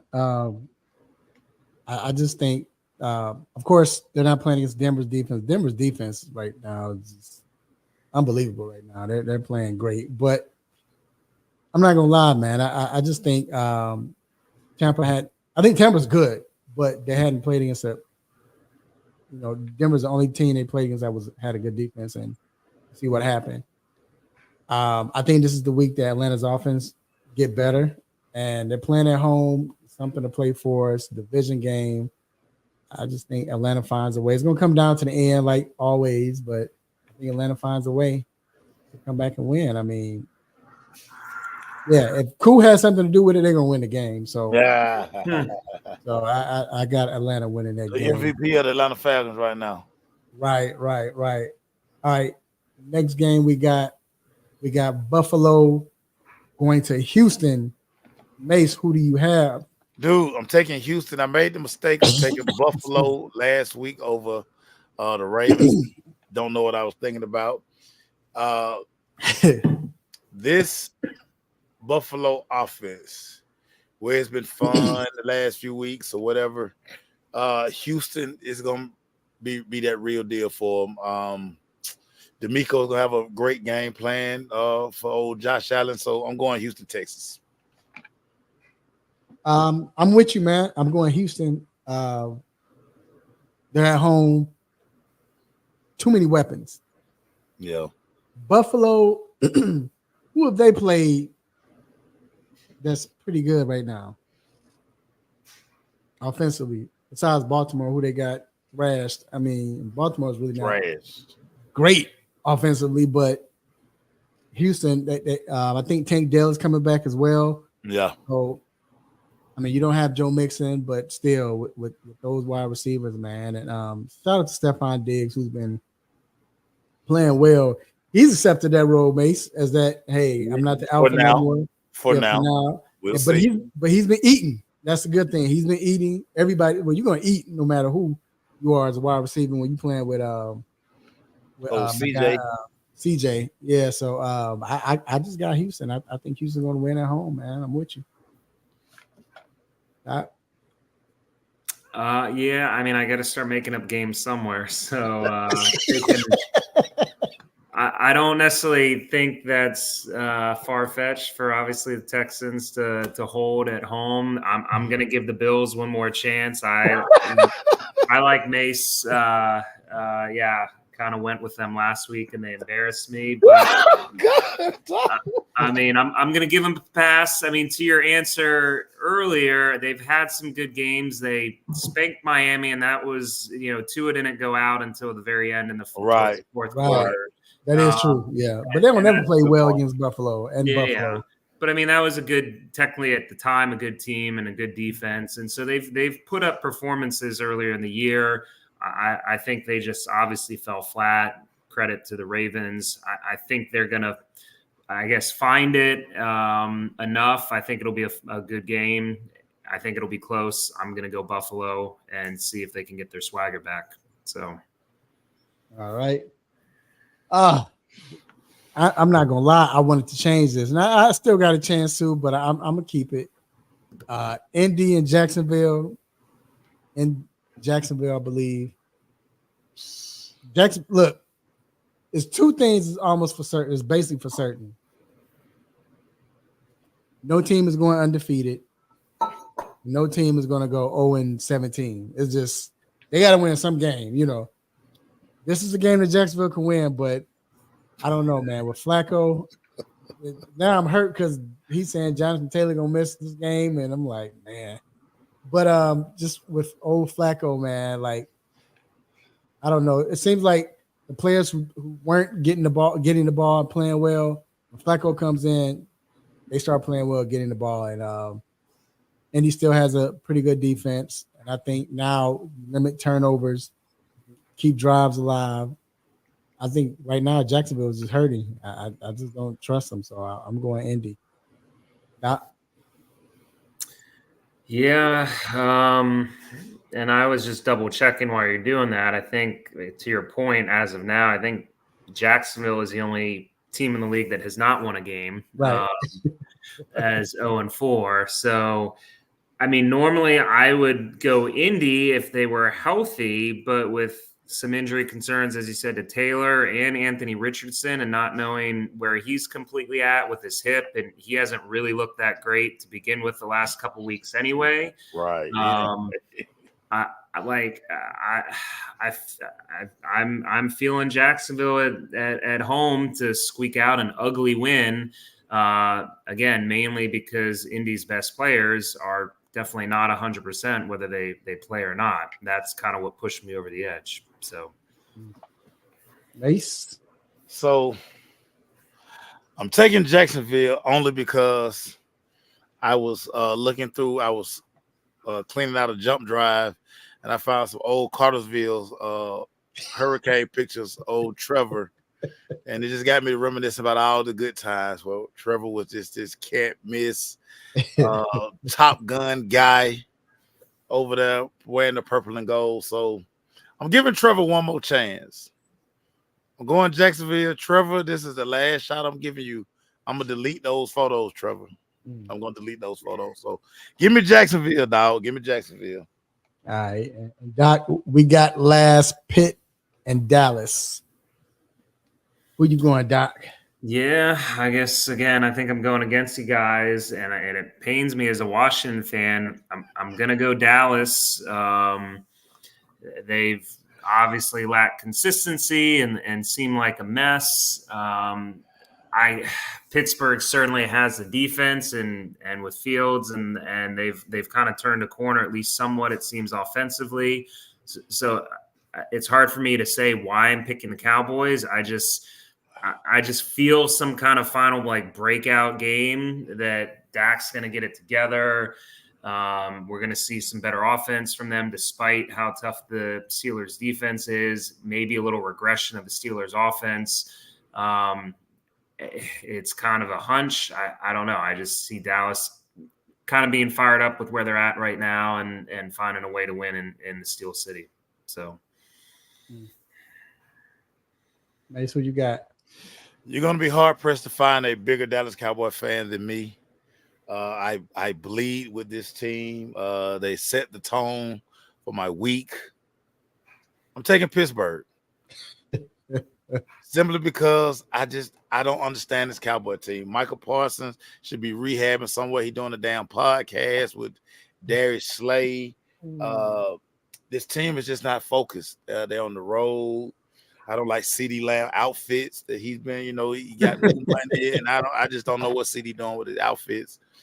I'm going Pittsburgh, dude. I'm not gonna let the Cowboys ruin my Monday night. So give me Pittsburgh. And again, as a Cowboy fan, I hate the Steelers. I hate the Steelers. Hate them. I cut Jerome Bettis off in traffic a couple of weeks ago and shot him birds. I feel no two ways about it. But give me Pittsburgh. This was tough for me. I wanted to go Pittsburgh. I did. My guy Justin Fields. Yeah, they lost to Denver, but not Denver. Yeah, did they lose? Who did they lose to this week? It wasn't Denver. They lost to Who that beat Pittsburgh? I can't even remember who beat Pittsburgh. I can't remember who beat them, but terrible. Either or, terrible loss to Pittsburgh. I just didn't expect Pittsburgh to lose. Was it Minnesota? No, it wasn't Minnesota. I don't know who they lost to. Either or, they lost. They lost to the Colts. Colts. Yeah, because of the right, Flacco. Joe Flacco. Right, Joe Flacco. We was at the game. All of us, we was at the game, mate. So yeah, you didn't know. But either or, to everything you all said, especially with Mace, this might be the best time to be on the road with no distractions. Yeah. To get focused, where you have to become one. Terrible times, and it's hard to play. I don't even know if it's called Heinz Field anymore, but it's some kind of bank now. Some kind of bank. You know, everybody got banks now, right? Yeah. But I just think this is that game that's gonna what the Dallas Cowboys do all the time. They go 12-4, you know, or I'm sorry, 12-5 this year. They're going, you know, that's how they do. Yeah, they average 12 wins a season. Yeah. Yeah. Whatever. So this is the game that's going to get them going. Whatever. I think your boy Zeke, believe it or not, Zeke gonna have a good game. He gonna have like 2 touchdowns this game. I'm giving you a prediction. This is this is the year, his rookie year. Remember when Zeke bought out this rookie year? Yeah. He's not gonna have no long touchdown, but he's gonna get 2 close touchdown runs, whatever. But I just think. So you're saying the Cowboys gonna have the ball at the 1 yard line? Yeah, they're gonna have breaking news. That's right. breaking You know how news. they always do that, right? How they gonna get down there? But I just think they get down there, man. They win this game. So great game, and that's what it is. So and right now, here, this is it. As you see, this terrible, terrible, Maceo, terrible. You chose, you know. So we'll see, man. The good thing is I can't go down too far because. And I ain't choose because of this, but I'm just saying, like, you know, at least I got a chance to make up with the Indy pick, you know, but for the most part, we'll see. We'll see how it goes, man.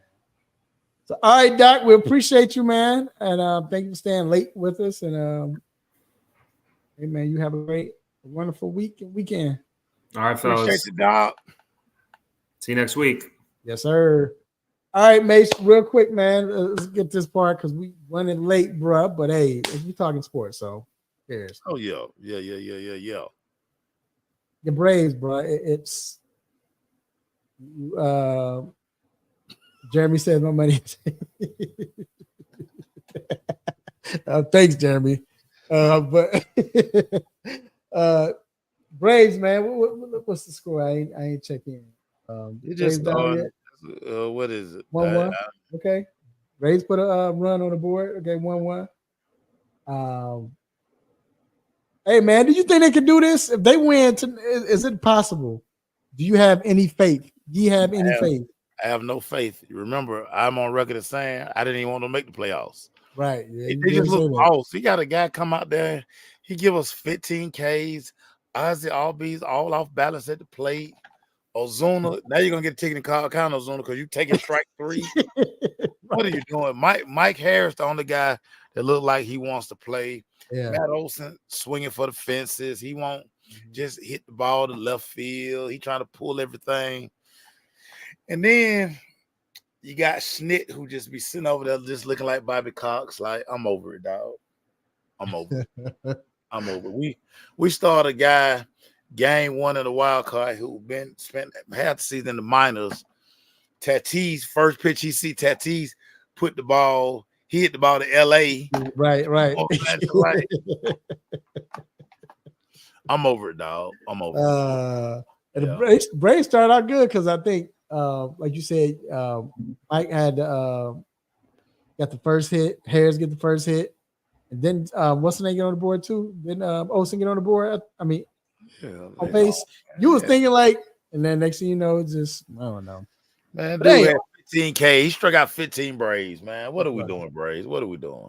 But were you surprised that the Astros got swept? See, because you know, if this is the best out of 5, yeah, you know, Houston would have came back and won next 3. Right. So I'm gonna say no because I think Detroit was playing good baseball down the stretch, and they carried the momentum over into this wild card. And see, that's the thing about the wild card. You got to be rolling, and Detroit, to their credit, Detroit was rolling toward the end of the season there. Houston, I mean, it's been a bumpy ride for Houston. Now, I was shocked that the Orioles are done. You know, Right. that surprised me. I was like, Yeah, wow. I was shocked at that also. Like, Yeah, wow. because I low key had the Orioles as on a parlay sheet somewhere. Right, They were a dog right. horse somewhere for me. Because I didn't think KC was gonna No, right, do no. that. Like KC, like, but yeah, I was shocked at that. And then the Mets, man, the Mets look like they're about to. I mean, it's still early, but Yeah, but you know the Mets. I mean, listen. So Mets do. I don't think they can beat Milwaukee 2 out of 3. Mhm.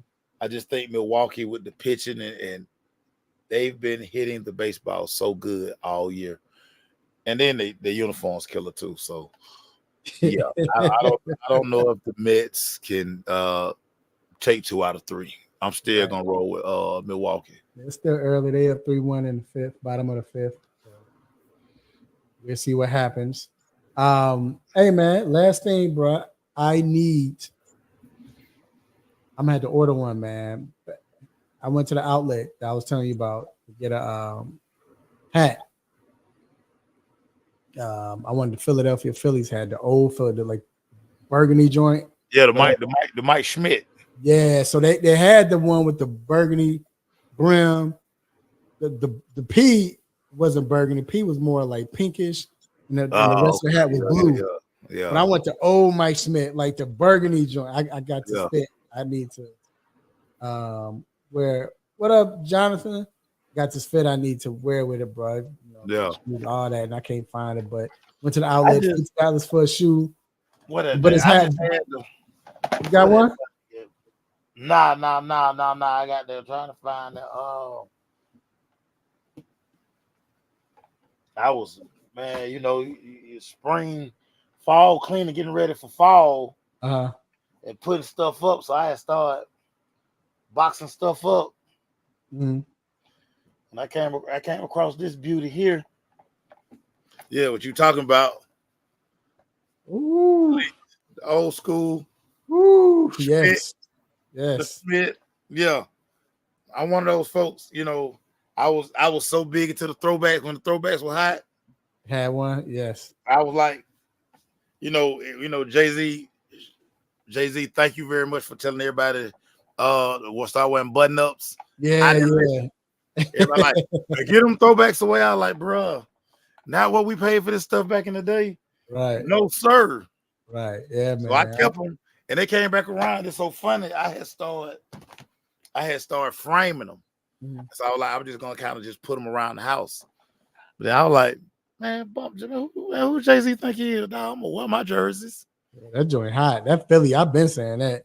I want that hat, man. But the outlet was buy one, get one half off. So I'm like, I guess I could deal with that. You know what I'm saying? Yeah. $50. Bro, I'm so glad I already own every hat now. What I got to do is not get them dirty. Right. Once you get them dirty, they done. But Liz, hey Liz, what are we doing, Liz? Y'all need to start having sales. Like, take them things back to $39.99. $50. I remember when they were $27.99. Yeah, 26, 25. Don't get the one with snapback. Snapback was cheaper. And I ain't gonna lie, dog. I ain't gotta have a fitted. I get a snapback now. Now let me tell you something. Snapbacks are looking real good these days. You ain't lying. Is this no? This ain't a snapback. Yeah, I got the Golden State Warriors joint is a snapback. Look good. Like so, whatever, dog. Yeah. And the only problem with me, I love wearing them hat backwards. And just right. So you can't. Yeah. You can't do that. Yeah. So, but whatever. But yo, look, you already know if you hear this music, these mean it's kind of what you do. You go straight to it. Hey, good show. It lasts long, so you know it's a good show when it go overboard. That's how you know it's a good show. But first off, give it shout out to the Almighty God for giving me this platform to do what I do. Say what I say, make you all happy, upset, mad, want to give me the stop it button. God, I appreciate it. Also, I want to shout out to, you know what? Shout out to my homie. We're going to put you first, man. Shout out to my homie Mace, dog, for coming on, doing like we always do, bro. We appreciate it, man. Mace, what you got, man? Man, just everybody, man. Keep loving these sports.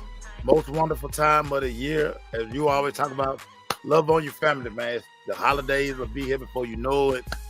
Hey, man, we'll be putting up Christmas trees, deep frying turkeys, taking down trees. Some of y'all don't take the tree down in the spring, so I mean, whatever. I ain't gonna judge.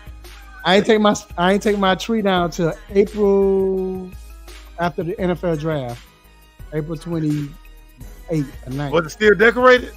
Yeah, I'm still decorated. You the real MVP, dog. So, So I said, okay, so I'm gonna do it backwards this year. I'm putting my Christmas tree up next week. So I'm gonna have it up early. Dude, early. Why you tripping? One of my partners did a live. He was pulling all the stuff out. He was like, by this weekend, his house will be decorated for Christmas. Yeah, man. Cause look, I usually wait till my daughters have to get on me. Daddy, why you not putting the tree up? Daddy, it's Christmas is next week. I wait till the close to the, I'm bah humbug. I'm not a Christmas guy. Yeah. So, but I'm gonna do it early. Got some everybody. Anyway, also shout out to Dr. Falk coming on. Appreciate you, man. Shout out to Jeremy, Steve for holding it down. Even Johnson for coming on late. Vince, like always, man. Everybody else who watch and listen. Who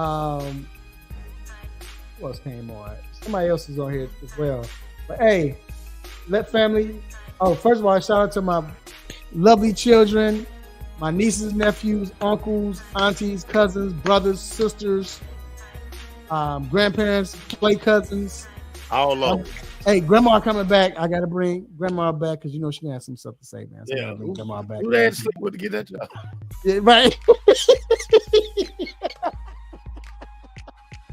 Yeah, grandma got to come back, dog. So we go bring up grandma. I'm gonna bring you back. I've been busy, so I can't really.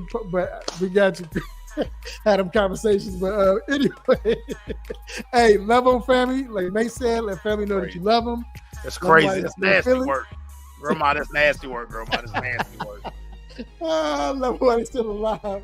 Hey, y'all, watch sports, man. Football, NFL, college, baseball, playoffs, of course, Major League. We got basketball about to get ready. Hockey done started. Yeah. So much, man. Eat good, drink responsibly. Until next weekend, same time, same show, same sports nonsense, same host, same sports craziness. When you miss me, we out. Peace.